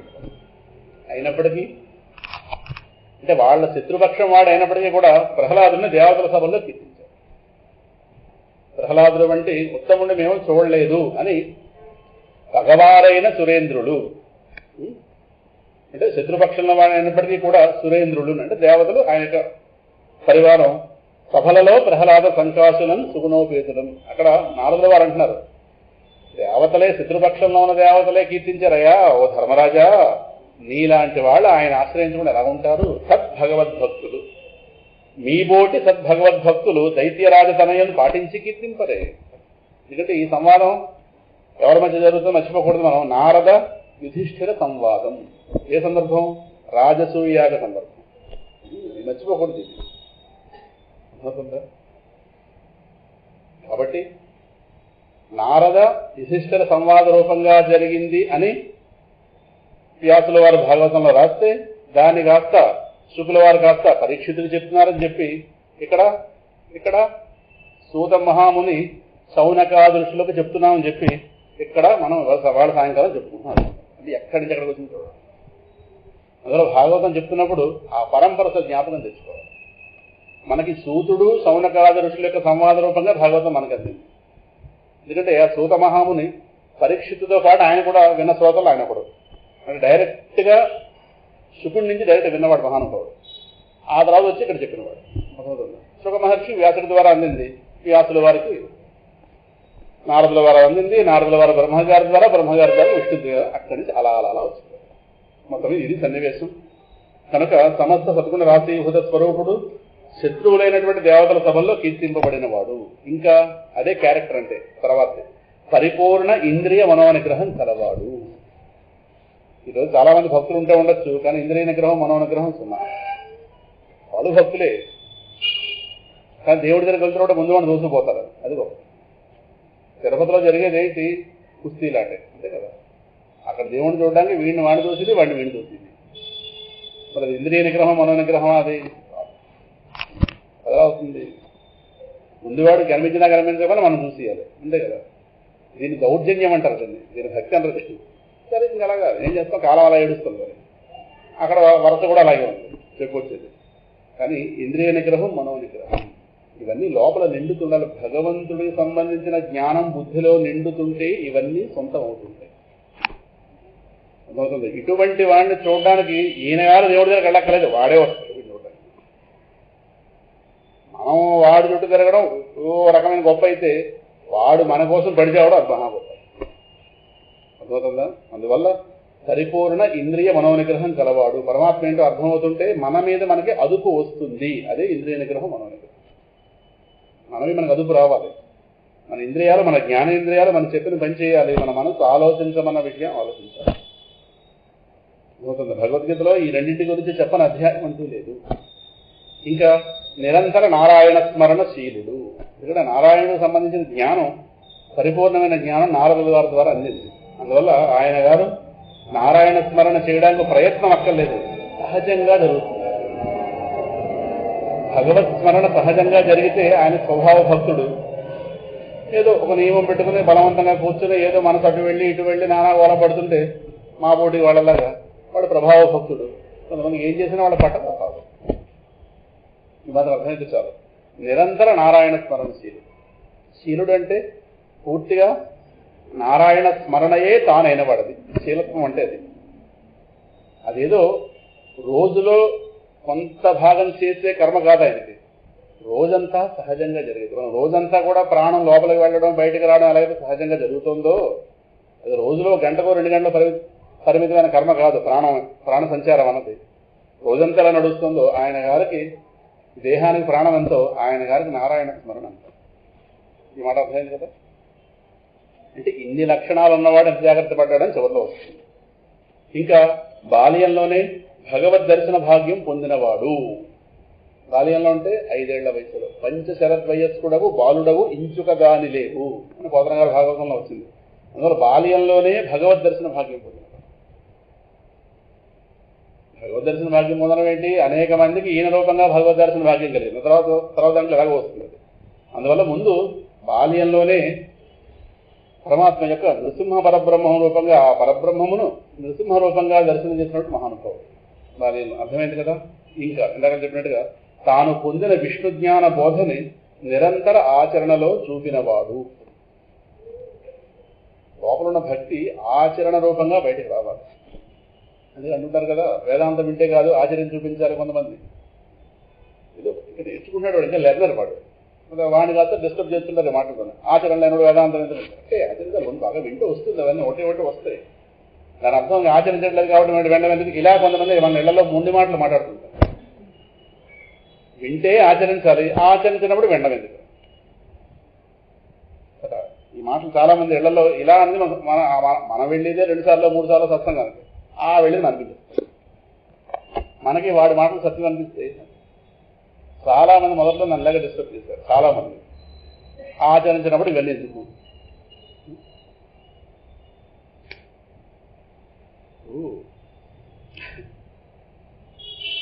మొదటి ముద్దకి ఆకలి తీరటం లేదు కాబట్టి మొదలవుద్దు మానేస్తామా? పిచ్చి మాట. మొదటి ముద్దకి ఆకలి తీరుతుంది ఎవరైనా చెప్పారా? ఒక నాలాంటి వాడు అతి తెలివిరాయుడు 20 ముద్దలు తింటే ఆకలి తీరుతుంది ఎవడో చెప్పాడు. సో మొదటి 19 తినడం 20 తినేస్తే అయిపోతుంది కదా. పిచ్చివాడు అంటారు వాడు. అని ఏమంటారు వాడిని? మీరు అంటే బాగుంటుంది అంటారు. 19 విడిచిపెట్టేసి టైం వేస్ట్. మళ్ళీ 19 1, 2, 3 చుట్టుకున్నట్ట. దేనిగా చుడుతున్నామన్నా వరసలో పెట్టుకుని 25 ముందు తినేస్తాను. 20 తినేసినట్టు అయిపోతుంది కదా. 25 ముందు తింటే 1 తినట్టు అవుతుంది. 2 వాడికి ఎలా అర్థమైంది? వాడికి ఇలాంటి వాళ్ళు ఈ కాలంలో అర్థం. ఆచరించినప్పుడు వినడం ఎందుకు, నేనేది ఆచరించకపోతే ఎందుకు? ఇలా వాడు బాగుపడ్డా ఎదురాడు బాగుపడ్డా. ఓ మాట లోపలికి వెళ్తే ఒకంత అజ్ఞానం బయటకు వెళితే అప్పుడు ఆచరణకు అవకాశం. ఈ మాట మనం చెప్పం. మనం ఎప్పుడు మానేద్దామో మనం సిద్ధంగా ఉంటాం. గొడవ బిల్లగా ఏ మాట కదా మనం. ఇలా చాలా మంది సత్సంగాలు వాళ్ళు ఎళ్ళరు, మానిపించే పాపాత్తులు పోడుకుంటున్నారు. వాళ్ళు మన ఇళ్లలో సిద్ధం అవ్వకుండా ఉంటే మన అదృష్టం. మనకి అందరూ ప్రతిబంధకాలే ఈ ఆధ్యాత్మికంలో వచ్చింది.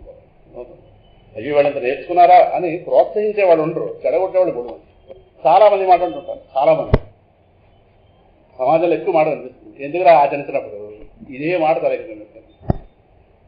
ఇప్పుడు బకెట్ అయినా గొడవ కింద పెడితే వెంటనే నిండిపోతుందా? నిండా కొంత టైం పడుతుంది. బుద్ధిలో ఉన్న కల్మషం ఇప్పుడు వీడికి ఆచరణలోకి రావాలంటే బుద్ధిలో ఉన్న కల్మషం మనం తొలగాలి కదా. తొలగుతోంది అది వాడికి కనిపించదు. కనీసం మనమైనా గుర్తించం, చెడగొట్టించుకుంటాం. చాలా మంది డిస్టర్బ్ అయిపోతారు. అది వచ్చిన వాళ్ళని ఏదైనా అనుభవంలో ఉన్న విషయాల కన్నా చెప్పుకోవడం. అందువల్ల తాను పొందిన విష్ణు జ్ఞాన బోధన నిరంతర ఆచరణలో చూపినవాడు. ఆయన గారికి ఒంటి నిండా పట్టేశాడు పరమాత్మ.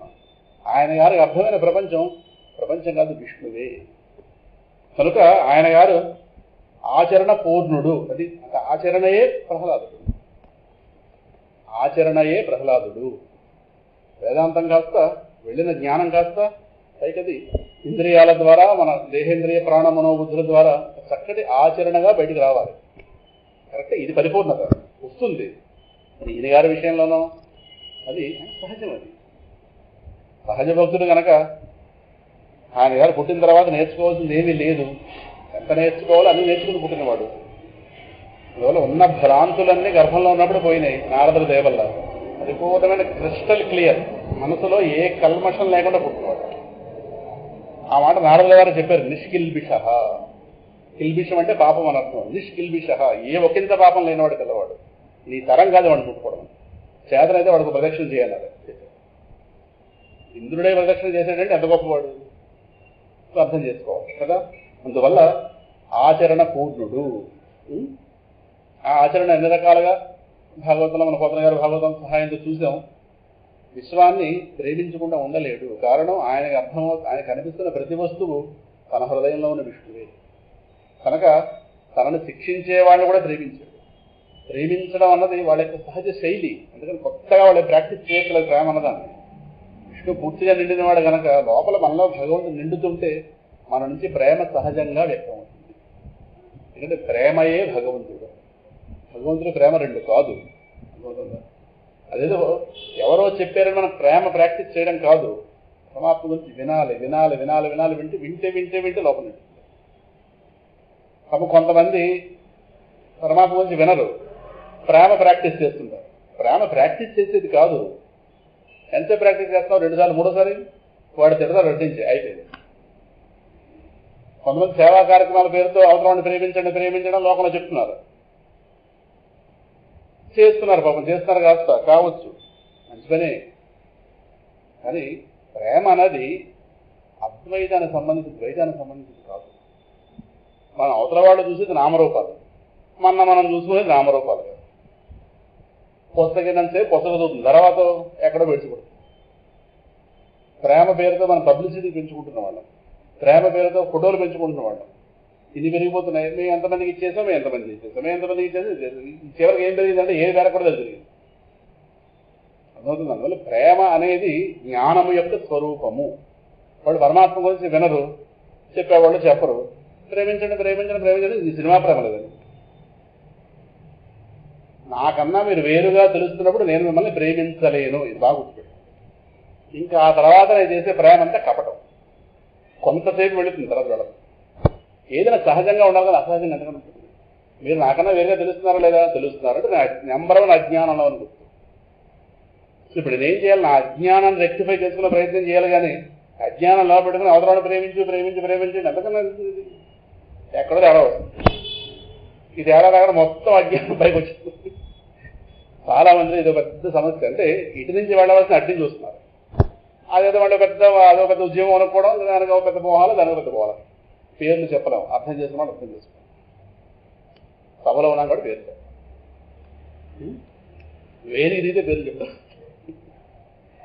ఎన్నెన్ని మోహాలు ఈ ఆధ్యాత్మికంలో, ఎన్నెన్ని మోహాలు.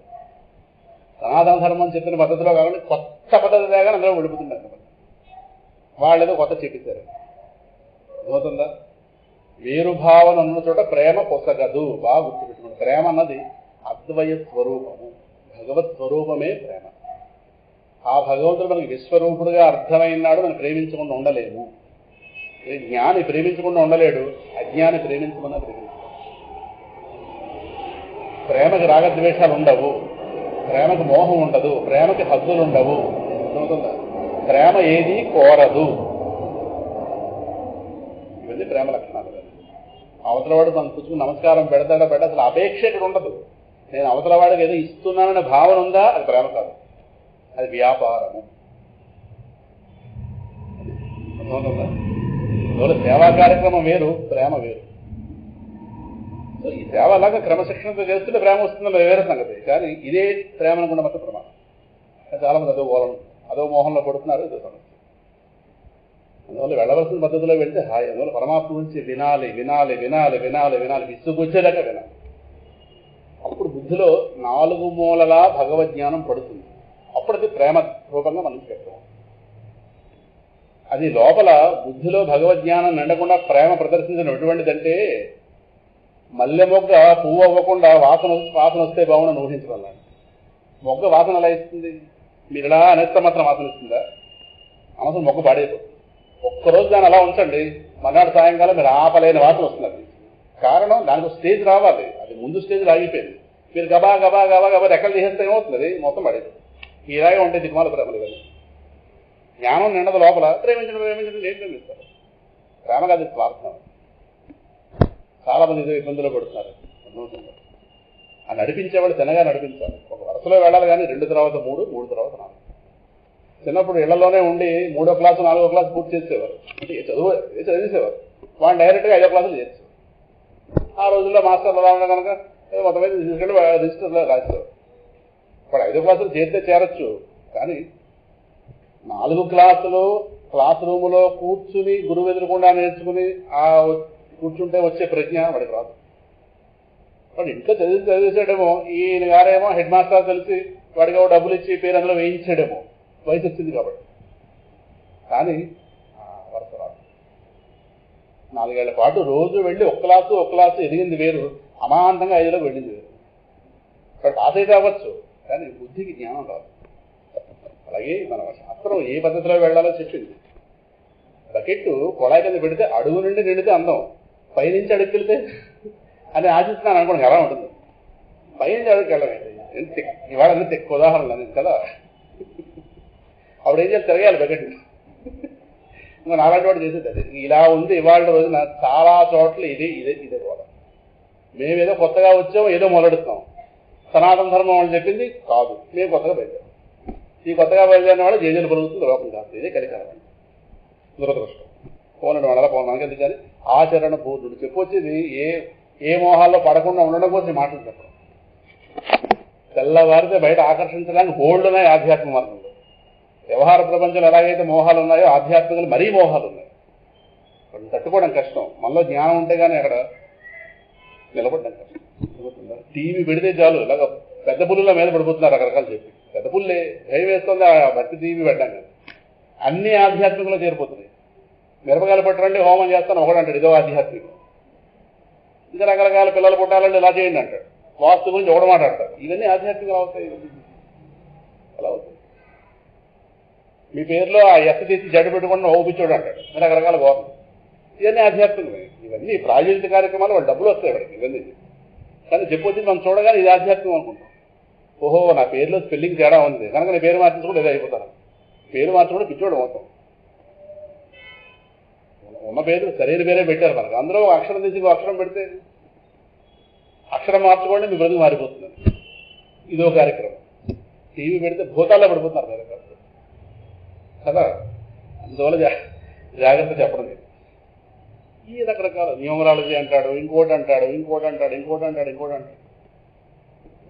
మనిషికి ఎన్ని కష్టాలు ఉన్నాయో అన్నీ చెప్తాడు. వీటన్నిటికీ నా దగ్గర రూపాయి ఉంది. కింద ఓ 4 ఫోన్ నెంబర్లు, మనకు 10,000 వదులుతుంది. ఇది వాళ్ళు డబ్బులు రావడానికి ఇవన్నీ పెడతారు ఛానల్స్లో.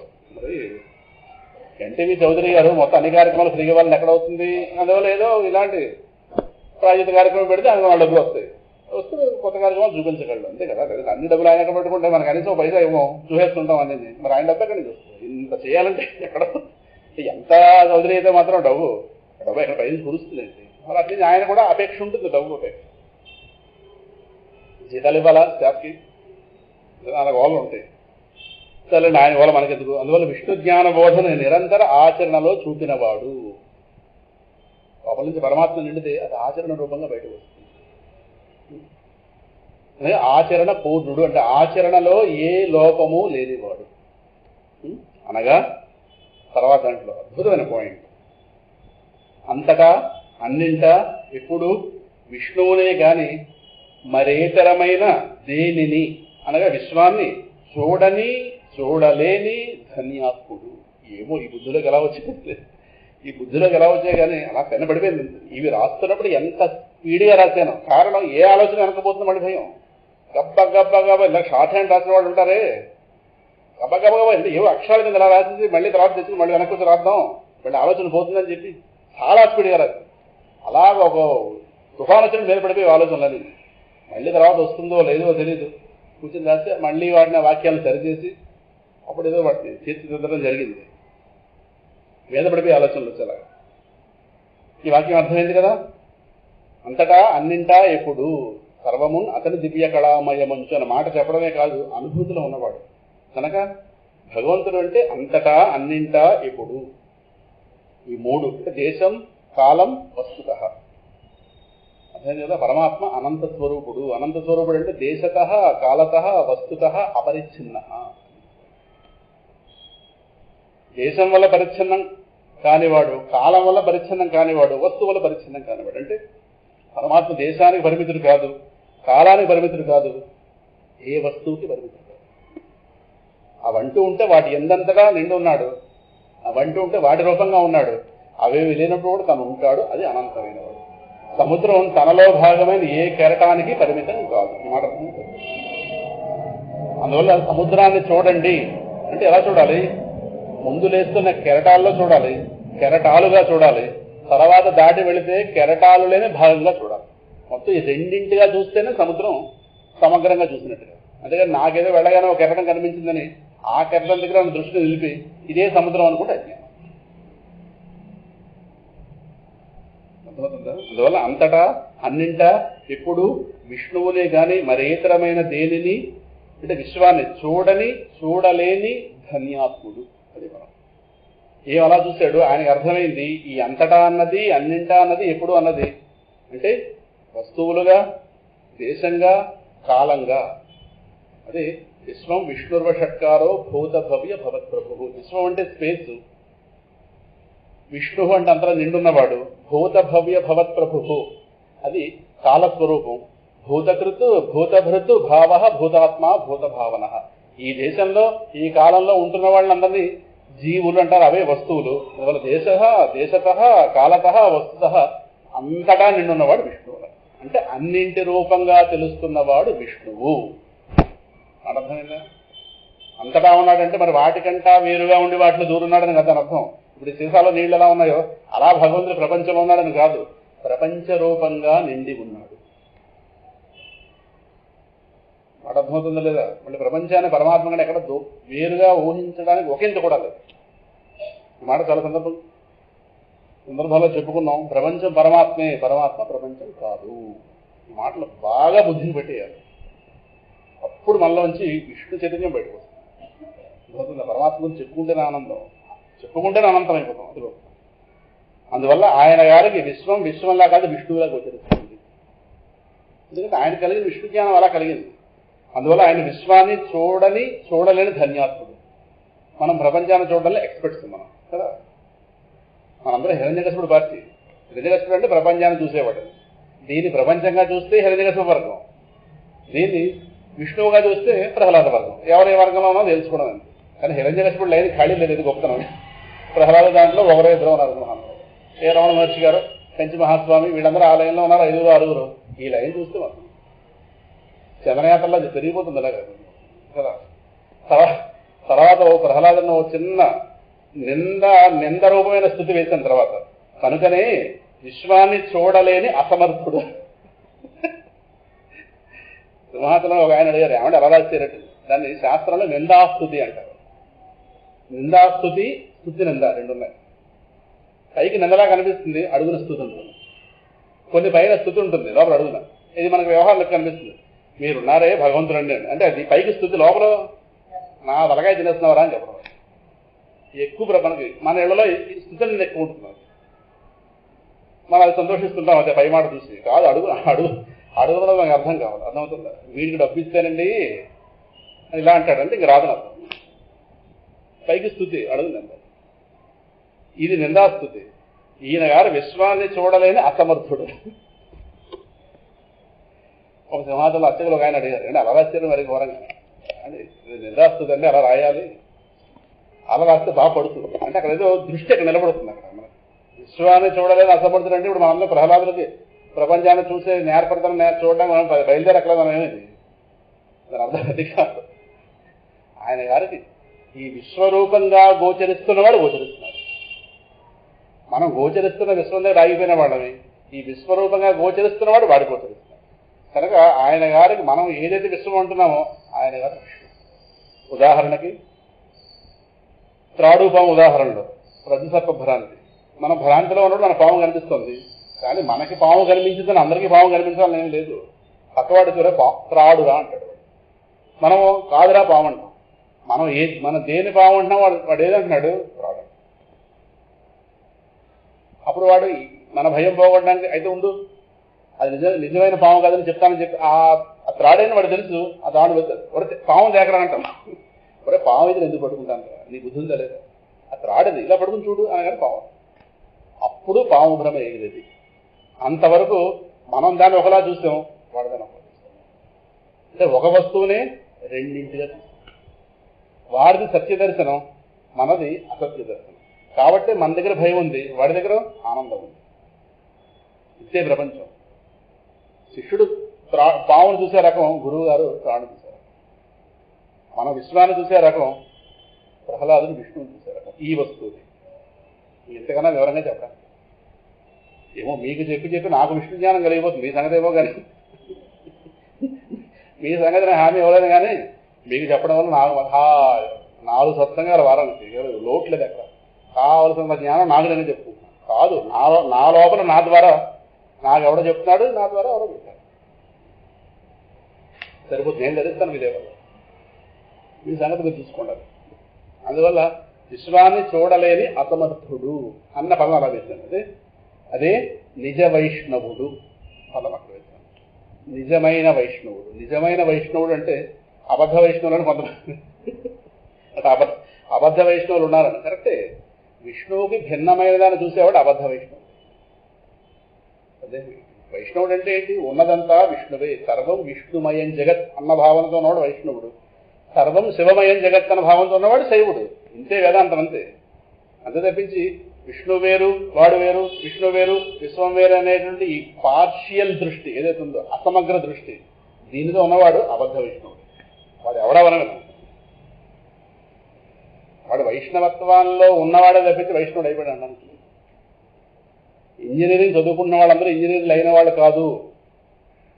ఇంజనీరింగ్ చదువుకున్నవాడు.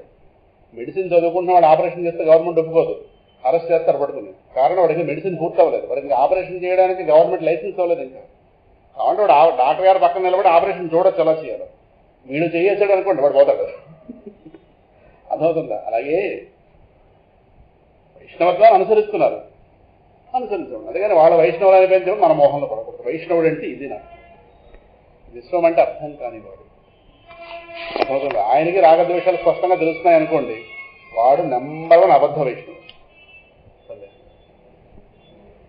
వీళ్ళంటే ఒక తేడా, వాళ్ళంటే ఒక తేడా, వీళ్ళు ఒకలాగా, 10,000 ఇచ్చేవాడిని ఒకలాగా, 10 రూపాయలు ఇచ్చేవాడిని ఒకలాగా చూస్తున్నాడంటే ఆయన గారు ఏదో మనకు అర్థం. అర్థమవుతుందా? సమలోష్టాశ్మ కాంచన, అది భగవద్గీత. వీళ్ళు వాళ్ళు అక్కడ నిలబడేవాళ్ళు వాళ్ళు. అర్థమవుతుందా? అది ఈ స్థాయి పిల్లవాడు. అందువల్ల ఎవరు పడితే వాళ్ళకి నమస్కారాలు పెట్టడం జాగ్రత్తగా ఉండాలి. మనం ఏ మోహంలో పడకుండా ఉండి సరిపోతుంది. అంటే మనం పొందవలసింది ఏంటో మనకు స్పష్టత ఉంటే ఏ మోహాల్లో పడకుండా ఉంటుంది. వాళ్ళకు నమస్కారం, మనకంటే గొప్పవాళ్ళు ఓ నమస్కారం తప్పించి వెంట పడిపోకలేదు ఎవరు వెంట. ఇగో ఈ లక్షణాలు ఉంటే వెంటపడాలి. మనం ఎలా ఆభరణం చూపించామనుకోండి, ఎలా చూసారనుకోండి వెళ్ళొచ్చి అంతే. ఓ ఆభరణం ఇలా పట్టగలగానే వాళ్ళు చూపు మారిపోయింది అనుకోండి, వెనకొచ్చేస్తూ భగవాన్ రమణుల ముందు పెడితే మట్టికి రాయికి బంగారానికి భేదమే లేదు. బరుడ మహారాణి ఊరంతా బంగారం మోసుకొచ్చింది.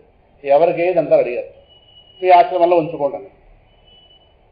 నాకు ఇదే భారం, మళ్ళీ దీనికి ఇదో భారం అని అడిగారు. వాడు మహర్షి అంటే వీళ్ళు వెలగాడు, వీళ్ళే మహర్షులు, వీళ్ళు వేషగాళ్ళు, వీళ్ళందరూ. నాకు ఇదే భారం, మళ్ళీ దీనికి ఇదో భారం అని అడిగారు. నువ్వు ఉంచుకో, రాణివి కాబట్టి నీకు రాణివాసానికి ఏమన్నా ఉపయోగపడతాయి, నాకెందుకు ఇవన్నీ. ఈ ఆశ్రమంకి వచ్చేవాళ్ళందరూ వాళ్ళు భగవద్జ్ఞానం కోసం వస్తున్నారు కానీ వీడి కోసం కాదు కదా. అందువల్ల ఇవి ఇక్కడ ఉండకూడదు. వీటిని కాస్త నువ్వు, వీటి అవసరం ఉన్న లోకంలో బోల్డ్ మంది ఉన్నారు, వాళ్ళకి ఇచ్చేసి నీకు వద్దంటే వాళ్ళకి ఇచ్చేసి నాకెందుకు ఇది, ఇదే పెద్ద భారం. గోచియే శ్రమ అనుకుంటుంటే నాకెందుకే అడిగింది. గోచియే శ్రమ అనుకుంటున్నాను ఇంకా. మళ్ళీ ఇది కూడా మళ్ళీ ఇది మహర్షి మాట. ఎవరికి అర్థమవుతాడా మహర్షి? వాళ్ళు నిజ వైష్ణవులు అంటే వాళ్ళు భగవంతుని భిన్నమైన వస్తువుని చూడలేరు. వాళ్ళు అర్థమవుతుంది. అక్కడ ఏ మోహాలు ఉండవు.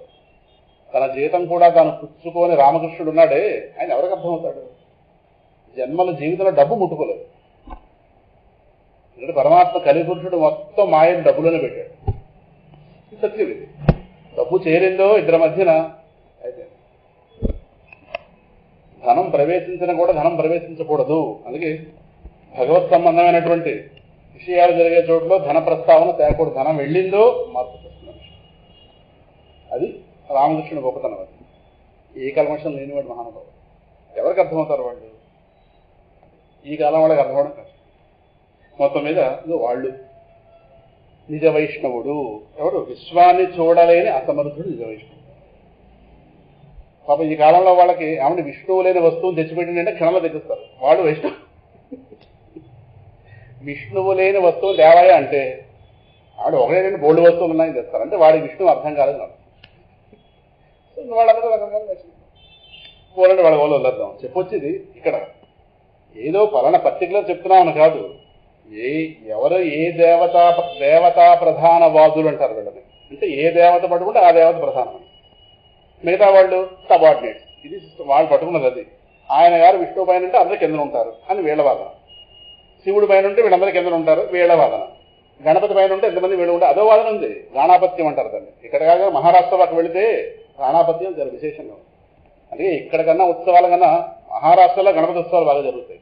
అసలు మొట్టమొదటి గణపతి ఉత్సవాన్ని భారీగా ప్రారంభించిన వాడు బాలగంగాధర తిలక్. ఆయన ప్రారంభించాడు. తెలంగాణ రోజుల్లోనే గణపతి ఉత్సవాలు బాగా ప్రారంభమయ్యాయి. అక్కడి నుంచి అలా ఊపందుకునే ప్రాంతాలకు వ్యాపించాయి. సో గాణాపత్యం అక్కడ ఎక్కువ ఉంది. తమిళనాడు పక్క వెళితే కాందం అంటే కుమారస్వామి అంత ఆయన కింద ఇంతమంది. సౌరం మన దగ్గరలోనే ఉంది కదా గరుడి, సౌరపేట ఉంది అక్కడ. సూర్యుడే సమస్తం, ఆయన కింద ఇంతమంది సపాటి. సరే ఈవిడ ఉంది కదా బెంగాల్, ఆ శాఖ ఎక్కువ. బెంగాల్, ఒరిస్సా అటుపక్కంతా కూడా మహాతల్లి, అక్కడ శాక్తేయం. ఇన్ని సిద్ధాంతాలు, 6 మతాలు.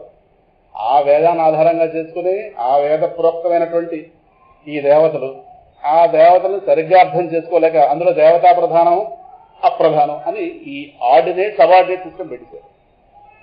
వచ్చిన వాళ్ళు ఏంటంటే ఈ దేవతా ప్రధానవాదులు ఈ దేవతా ప్రధానవాదులు కొట్టుకోవడం ప్రారంభించారు. సమాజం అసెంబ్లీలో కొట్టుకున్నారు ఒకనాడు సమాజంలో. ఈ వీధిలోకి వాళ్ళు వెళ్తే వాళ్ళని చంపడం, ఆ వీధిలోకి వీళ్ళు వస్తే వీళ్ళు చంపడం. ఇది జరిగింది సమాజం. దానికి తోడు ఆనాటి కాలం పరిపాలకులు, చక్రవర్తులు, వాళ్ళు ఒక్కొక్కరు ఓ వర్గానికి అనుకూలంగా ఉండేవారు. వైష్ణవ వర్గానికి ఈయన అనుకూలం, శైవ వర్గానికి ఆయన అనుకూలం. సో ఈ చక్రవర్తి యుద్ధాలు చేసుకోవడం. ఏది శివుడిని విష్ణువుని మధ్యలో పెట్టుకుని అదే చూసుకోవాలి. ఇంకోటి కాదు. ఇలా కొంతమంది జనం చచ్చిపోయేవారు. ఇలాంటి మూడులు బయలుదేరారు. మళ్ళీ ఇంతమందికి మళ్ళీ ఆ వేదమే ఆధారం. అది గొప్ప. అంటే వీళ్ళు వేదాన్ని సమగ్రంగా అర్థం చేసుకున్న వాళ్ళు కాదు. ఈ శరీరంలోనూ ఈ చెయ్యి కొట్టుకుంటే ఎలా ఉంటుందో అలా వేదని సమాజం అంటారు. కష్టమైపోయింది. దేవతల పేరుతో మనుష్య కోటిని ఇబ్బంది పెట్టించారు. అలాంటి మూర్ఖులు బయలుదేరారు సమాజం. అప్పుడు 8వ శతాబ్దంలో ఆ మహానుభావుడు ఉన్నాడే, తన జ్ఞానాన్ని మొత్తం దగ్గర పెట్టి దానికి ఒక రూపం తీసుకొస్తే, జ్ఞానాన్ని ఆయన పెడితే, కరుణ నీవుడు పెడితే, రెండూ కలబోసి వచ్చిన రూపం ఆదిశంకరావతారం. ఆయన గారు వచ్చి ఇంతమందిని తన వాదనతో ఓడించి, ఇంతమందిని కూర్చోబెట్టి, వేద యొక్క హృదయం ఏంటో చెప్పి, ఈ దేవతల యొక్క స్వరూపం ఏంటో చెప్పి, పరబ్రహ్మం ఏంటి, ఈ దేవతలు ఏంటి, ఈ దేవతలు ఎలా వచ్చారు, ఏమిటి, వీళ్ళకి వెళ్ళి సమన్వయం ఏంటి అని ఇంత జ్ఞానాన్ని వాళ్ళందరూ ప్రబోధించి వాళ్ళని ఒప్పింపజేసి 6 దేవతలని ఒకే పీఠం మీద పెట్టి దాన్ని పంచాయతన పూజ అంటారు. అందులో మీకు ప్రధానమైన దాన్ని మధ్యలో పెట్టుకోండి, మిగతా వాళ్ళని చుట్టూ పెట్టండి, మిగతా వాళ్ళని ద్వేషించకండి. ఆ మిగతా వాళ్ళు ఎవరో కాదు, ఈ మధ్యలో ఉన్నవాడి యొక్క స్వరూపాలు. ఇలా అర్థం చేసుకోండి. ఇలా అందరిని ఆరాధించండి. ఇంతమంది ఆ వేదం వల్లే వచ్చిన వాళ్ళే, అంతేగాని వర్గాలు పాటించకండి. ఇవన్నీ అని చెప్పి మహానుభావుడు ఆ భగవంతుని అనంత వస్తువుగా బోధపరిచి, ఆ అనంత వస్తువుకు వివిధ కిరణాలే దేవతలు అని ఇంతమందిని కలిపి అనంత వస్తువుతో సమన్వయపరిచినటువంటి ఆదిశంకరావతారం ఉంది. అది ఆనాడు సమాజానికి చేసినటువంటి మేలు. ఇక శంకరుడు దేశభక్తుడు. అందువల్ల భగవద్భక్తి వేరు, గురుభక్తి వేరు, దేశభక్తి వేరు కాదు. పరమాత్మ ఏంటో అర్థమైతే, పరమాత్మ అనంత వస్తువు అర్థమైతే, ఆ అనంత వస్తువులోనే నా దేశం ఉంది కనుక నేను దేశభక్తుడు అవుతాను. ఆ అనంత వస్తువులోనే తల్లిదండ్రులు కనుక నేను మాతాపితృ భక్తులను అవుతాను. ఆ అనంత వస్తువులని గురువు ఉన్నాడు కనుక గురుభక్తుడు అవుతాను. ఆ అనంత వస్తువులు సమాజం ఉంది కనుక సమాజ భక్తుడు అవుతాను. అందువల్ల ఇన్ని లేవు, ఒకటే ఉంది. కానీ ముక్కలు చేసేసారు. ఈ భక్తి వేరు, ఆ భక్తి వేరు, ఆ భక్తి వేరు, ఈ భక్తి వేరు, ఈ భక్తి వేరు అని సమగ్రమైన విషయాన్ని అసమగ్రం చేస్తారు. ముక్కలు చేస్తారు. ఈ ముక్కలు చేసిన వాళ్ళ ప్రబలిపోతే సమాజంలో భగవత్పాదుల వారు వచ్చి ఆనాడు సమాజాన్ని 32 ఏళ్ల వయసులో మహానుభావుడు విశేషమైనటువంటి ప్రజ్ఞ, సామాన్యం కాదు, మళ్ళీ సరిచేశాడు ఆయన. అందుకే శంకరాచార్యుల వారిని షణ్మత స్థాపనాచార్య అంటారు. 6 మతాలని కలిపి ఏకవేదిక మీద స్థాపన చేశాడు. అందుకే సనాతన ధర్మాన్ని చెందినవాడు ఎవడైనా ప్రాతకాలంలో ముందు స్మరించవలసిన వాడు ఆదిశంకరుడు. ఆయన గారు వేద ధర్మాన్ని మళ్ళీ సరిచేస్తే ఆ తర్వాత వచ్చిన వాళ్ళు వాళ్ళ ధర్మాన్ని వాళ్ళు కాపాడుతున్నారు. ఇది అర్థమవుతుందా? ఇందులో సందేహం. అందువల్ల ముందుగా ఎవరు ఏ సంప్రదాయంలో ఉండమండి, ముందుగా ధ్యానించవలసింది నారదుడు, వ్యాసుడు, ఆదిశంకరుడు. శంకరుడు ఒక వర్గానికి చెందినవాడు కాదు, వేద హృదయాన్ని ప్రతిష్ఠించినవాడు, వేద హృదయాన్ని లోకానికి సరిగ్గా బోధపరిచినవాడు. కానీ ఆయన్ని ద్వేషించిన వాళ్ళు ఉన్నారు. పాపం వల్ల నడుస్తుంది చెప్పొచ్చింది. శంకరుని ద్వేషించడం అంటే రౌరవ నరకాల్లో పడ్డానికి వీసా తీసుకోవడం లాంటి మాట. అర్థమైందా? అమెరికా వెళ్ళాక వీసా తీసుకుంటామే, వీసా ఉంటేనే ఎక్కడెత్తారు విమానం. అలాగే శంకర భగవత్పాలు గారు నిందించడం అంటే రౌరవ నరకాల్లో పడ్డానికి వీసా తీసుకోవడం. మనకెందుకు దిక్కుమాల వీసా, మనముగా పాపం. రౌరవ నరకాలు అంటే నరకంలో మళ్ళీ 27 నరకాలు ఉన్నాయి. మళ్ళీ అంటే డిగ్రీ పెంచుతుంటారన్నమాట. చూసారా, పోలీసులో ఫస్ట్ డిగ్రీ శిక్ష, 2వ డిగ్రీ శిక్ష, 3వ డిగ్రీ ఉంటుంది. 3వ డిగ్రీ అంటే ముడుకు వెళ్ళకూడదు సార్, వెళ్ళాలి కాదు. ఇక 4th డిగ్రీ అంటే చెప్పక్కర్లేదు, 4 చుట్టూ నిలబడి పడుగు పోతారు. ఫస్ట్ డిగ్రీకి అంత ఉండదు.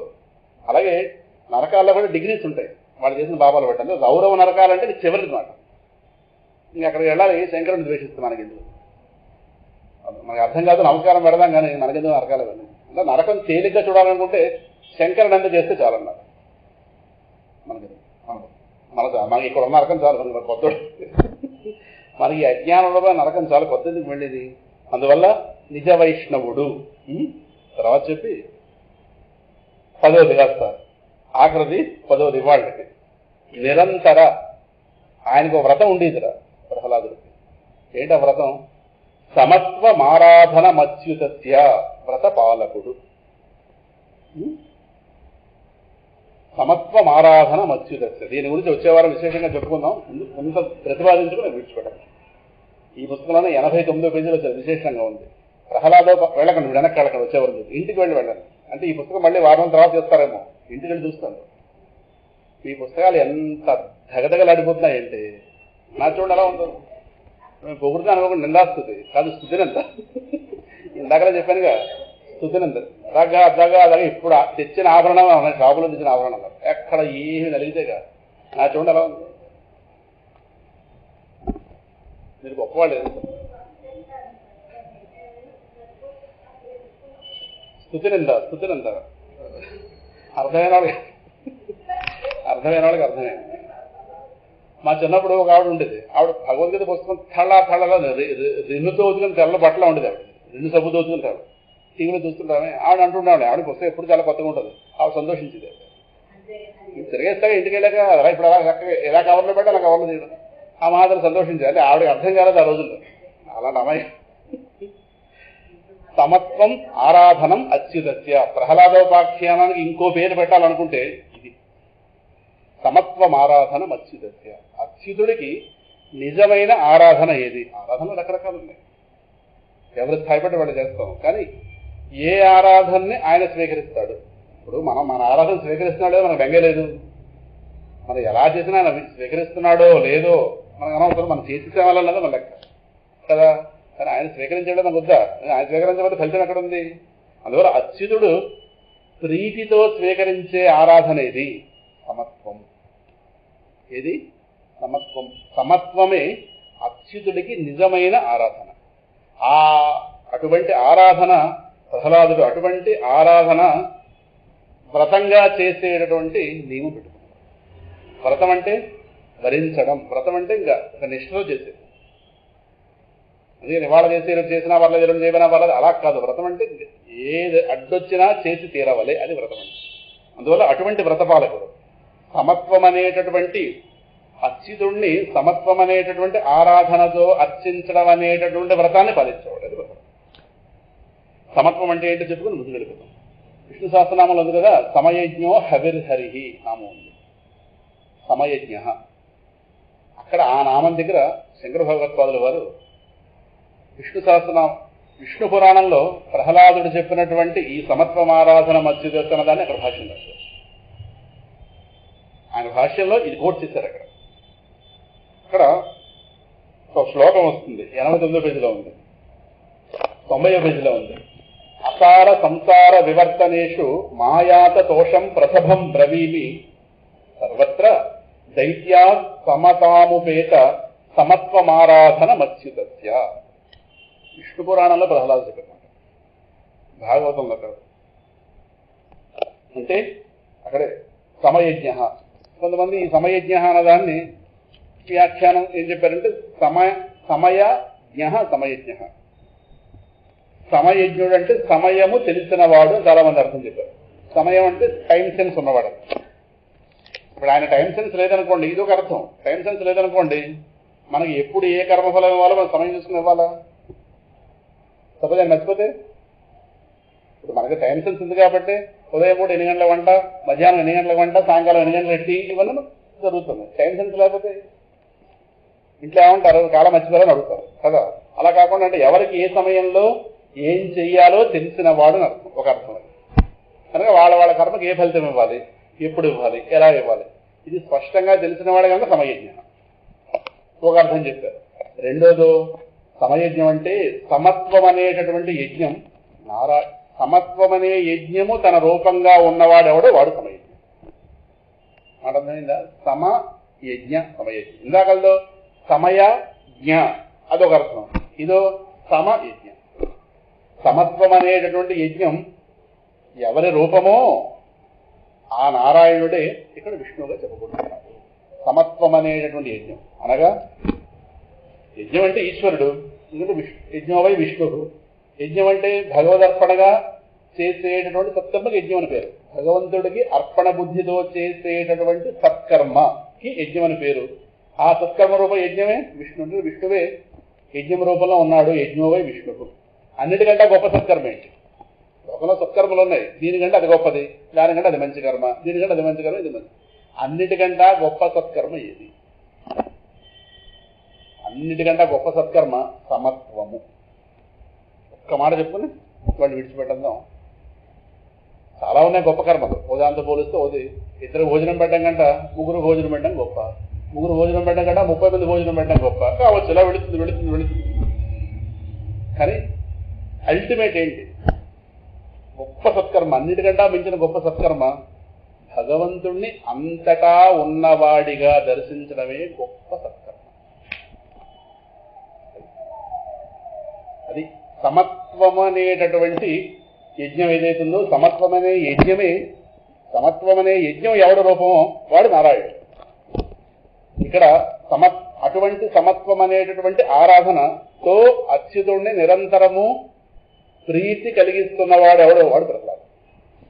అంటే ప్రహ్లాదుడు భగవంతుడిని ఒకదానికి పరిమితం చేయలేదు.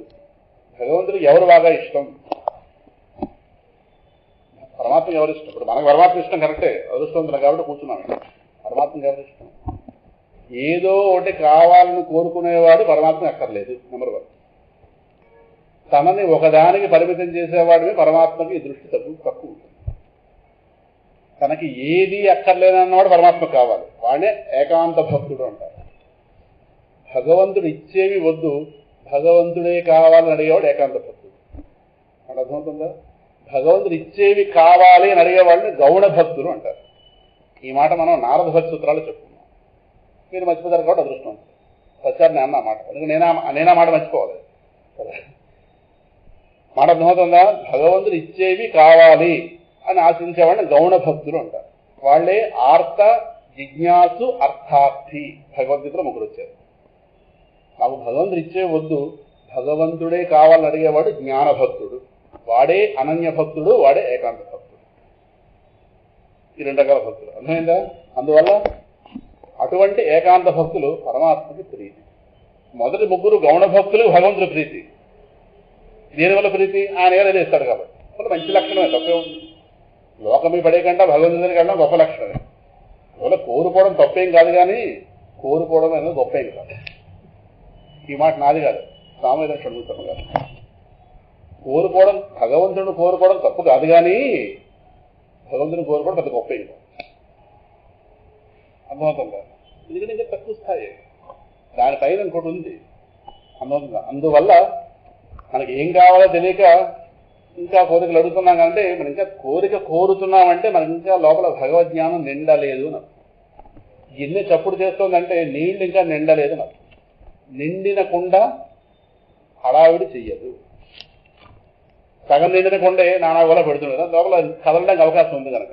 అందువల్ల సంపూర్ణ భగవద్జ్ఞానం కలగనప్పుడు ఆ లోపల ఉన్న వెలితి ఏదో కోరిక లోపల భయపడు. అది ఏదో కోరిక, ఏదైనా కావచ్చు, ఏదైనా కోరిక, ధర్మబద్ధమా అధర్మబద్ధమా పక్కన పెట్టండి, కోరిక లోపల పెట్టుకోవచ్చు. అందువల్ల ఏదో ఒకటి కోరుకునేవాడు పరమాత్మ దృష్టి కొంచెం తక్కువే ఉంటుంది. వాడి పరిపూర్ణమైన దృష్టి అంటే కోరికకు భక్తులైన వాడు ఆ కోరిక పరమాత్మకు తీరుతుందని పరమాత్మ వెంట పడుతుంటాడు. అంటే వాడికి భగవంతుడి ప్రీతి ఓకే, కానీ భగవంతుడికి ఎవరు ప్రీతి? ఇప్పుడు ఆంధ్రాలో ఉన్న వాళ్ళందరికీ చంద్రబాబు నాయుడు గారు తెలుసు, కానీ చంద్రబాబు నాయుడు గారు మనం తెలుసా? ఇప్పుడు ఆయన మనం తెలిస్తే పనులు అవుతాయి, మనకు ఆయన తెలిస్తే అందరికీ తెలుసు. మన ఊరికేనండి 5 కోట్ల మందికి తెలుసు ఆయన, మన ఊరికే తెలుసా. కానీ ఆయన మనం తెలిసాం అనుకోండి, అమరావతిలో మన పనులు కాస్తే వెనుక విశాఖపట్నం కలెక్టరేట్లో బోర్డు పనులు ఉంటుంది. అలాగే భగవంతుడు మన విషయంలో ప్రీతి పొందేది ఎప్పుడు? తనను తప్పించి తాను ఇచ్చే వాటి వెంట పడనివాడు ఆ వాడి వెంట ఈయన పడతాడు. అర్థమవుతుందా? కానీ ఆ స్థితి రావాలంటే పరమాత్మని సర్వస్వరూపుడుగా అర్థం చేసుకోవాలి.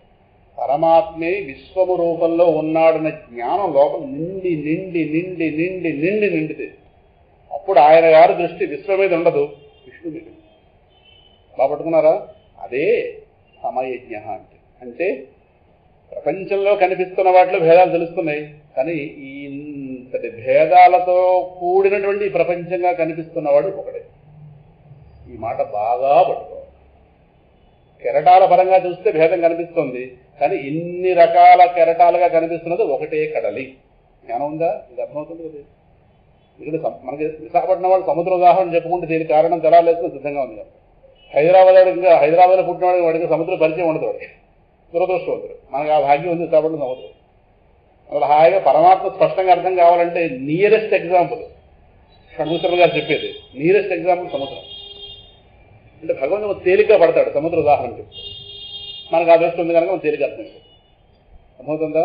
అందువల్ల ఇన్ని కెరటాలలో భేదం తెలుస్తుంది కరెక్టే.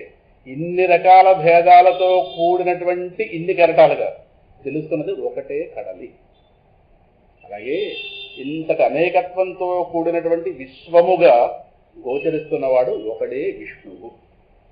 కనుక ఈ విశ్వాన్ని ఆ విష్ణువుగా దర్శించేవాడు ఈ విశ్వంలో ఉన్నటువంటి భేదాలకి చెరిగిపోడు. ఈ భేదాలన్నింటి కూడా అభేదాన్నే దర్శిస్తాడు. అధోపడంగా ఇలా చూస్తున్నాడు. అధోపడం తెలుగు మాట, ఫ్రాన్స్ లాంగ్వేజ్ ఏం కాదు. అర్థమవుతుందా? ఎందుకంటే అంతగా భేదానికి అలవాటు పడిపోయింది, మాట లోపలికి వెళ్ళడం కదా. భేద దృష్టి తెల్లవారులేస్తే భేద దృష్టి, ఇది వేరు అది వేరు, ఇది వేరు అది వేరు, ఇది వేరు అది వేరు, ఇది వేరు. అంటే పరమాత్మ ఎవరి వెంట పడతాడంటే వీడి వెంట పడతాడు. విష్ణువు తప్పించి విశ్వాన్ని చూడలేనివాడంటే విష్ణు ఎక్కడో కూర్చున్నాడు, విష్ణు ఎక్కడ కూర్చున్నాడు అర్థం కాదు. విశ్వంగా కనిపిస్తున్నవాడు ఎవడో వాడు. సో ఆయన గారికి ఈ భేదాలు డిస్టర్బ్ చేయవు. భేదాల యందు అభేద దృష్టి. పెద్ద ఉదాహరణ ఏం అక్కర్లేదు. మనకు 20 తులాలు ఉందనుకోండి, మనం అనుకోండి, ఇప్పుడు లేదని తగ్గువాడకండి, 20 ఉన్నాయనుకోండి, 20 తులాలు ఒకే ఆభరణం ఉండదుగా, 4-5 రకాలు ఉంటాయి. ఈ ఒంటి మీద 4-5 చోట్ల పెట్టుకునే విధంగా 4-5 రకాలు ఉంటాయి. ఆ 4-5 రకాలు చూసినప్పుడు వాటిలో భేదం తెలుస్తుంది నామరూపాలు బట్టి. తత్వం ఒకటేగా కాదా? మనం ఎవరిని అడిగితే ఎన్ని అడిగితే 20 అంట. మనం తులాలు అన్నాం మళ్ళీ విని, మన తులాలంటే మళ్ళీ ఆవిడ వినిపిస్తుందని వదిన ఆయన ఉన్నాయి 20. ఆవిడే ఎన్ని తులాలని ఆవిడే అడగదు, ఈవిడే చెప్పదు. ఎంత ఉందంటే 20. మనం అర్థం చేసుకుందాం. కానీ 20 ఒక రకంగా ఉన్నాయా? మరి ఒక రకంగా లేనప్పుడు 20 ఎలా చెప్పాం? 2 4 6 చెప్పచ్చుగా, చెప్పం, 20 చెప్తాం. కారణం ఈ ఇన్ని రకాలుగా ఉన్నది ఒకటే తత్వం. దీన్ని తత్వ దృష్టి అంటారు. అప్పుడు అందులో ఆవిడ అడిగింది అనుకోండి, చెవికి ఏమాత్రం ఉన్నాయి, అప్పుడు విభజిస్తాం. ఇందులో 2 ఉన్నాయి, అందులో 4 ఉన్నాయి, ఇందులో 6 ఉన్నాయి. అది విభజన తర్వాత, ముందు మధ్య మాత్రం అబ్బా ఇది ఎంత అర్థమైందో. సముద్ర ఉదాహరణ అర్థం అవ్వదు, బంగారం మాత్రం. ఇక సముద్రం చూడాలంటే 3 కిలోమీటర్ల దూరం వెళ్ళాలి, బంగారం బేరా తీసి సరిపోయింది కదా అమ్మయ్య. సో బంగారం దృష్టిని తత్వ దృష్టి అంటారు, ఆభరణ దృష్టిని నామరూప దృష్టి అంటారు. ఈ తత్వ దృష్టిని అవలంబించిన వాడు ప్రహ్లాదుడు. తత్వదృష్టి ఉన్నవాడు అంటే పరమాత్మ వద్దన్నా వెంట పడతాడు. నామరూప దృష్టి అంతటమా. వచ్చే వారం దీనికి వస్తే మిగతా పరిపూర్ణత తెచ్చుకుందాం. స్వస్తి ప్రజాభ్యః పరిపాలయంతాం న్యాయేన మార్గేణ మహీం మహీషాః. గోబ్రాహ్మణేభ్యః శుభమస్తు నిత్యం.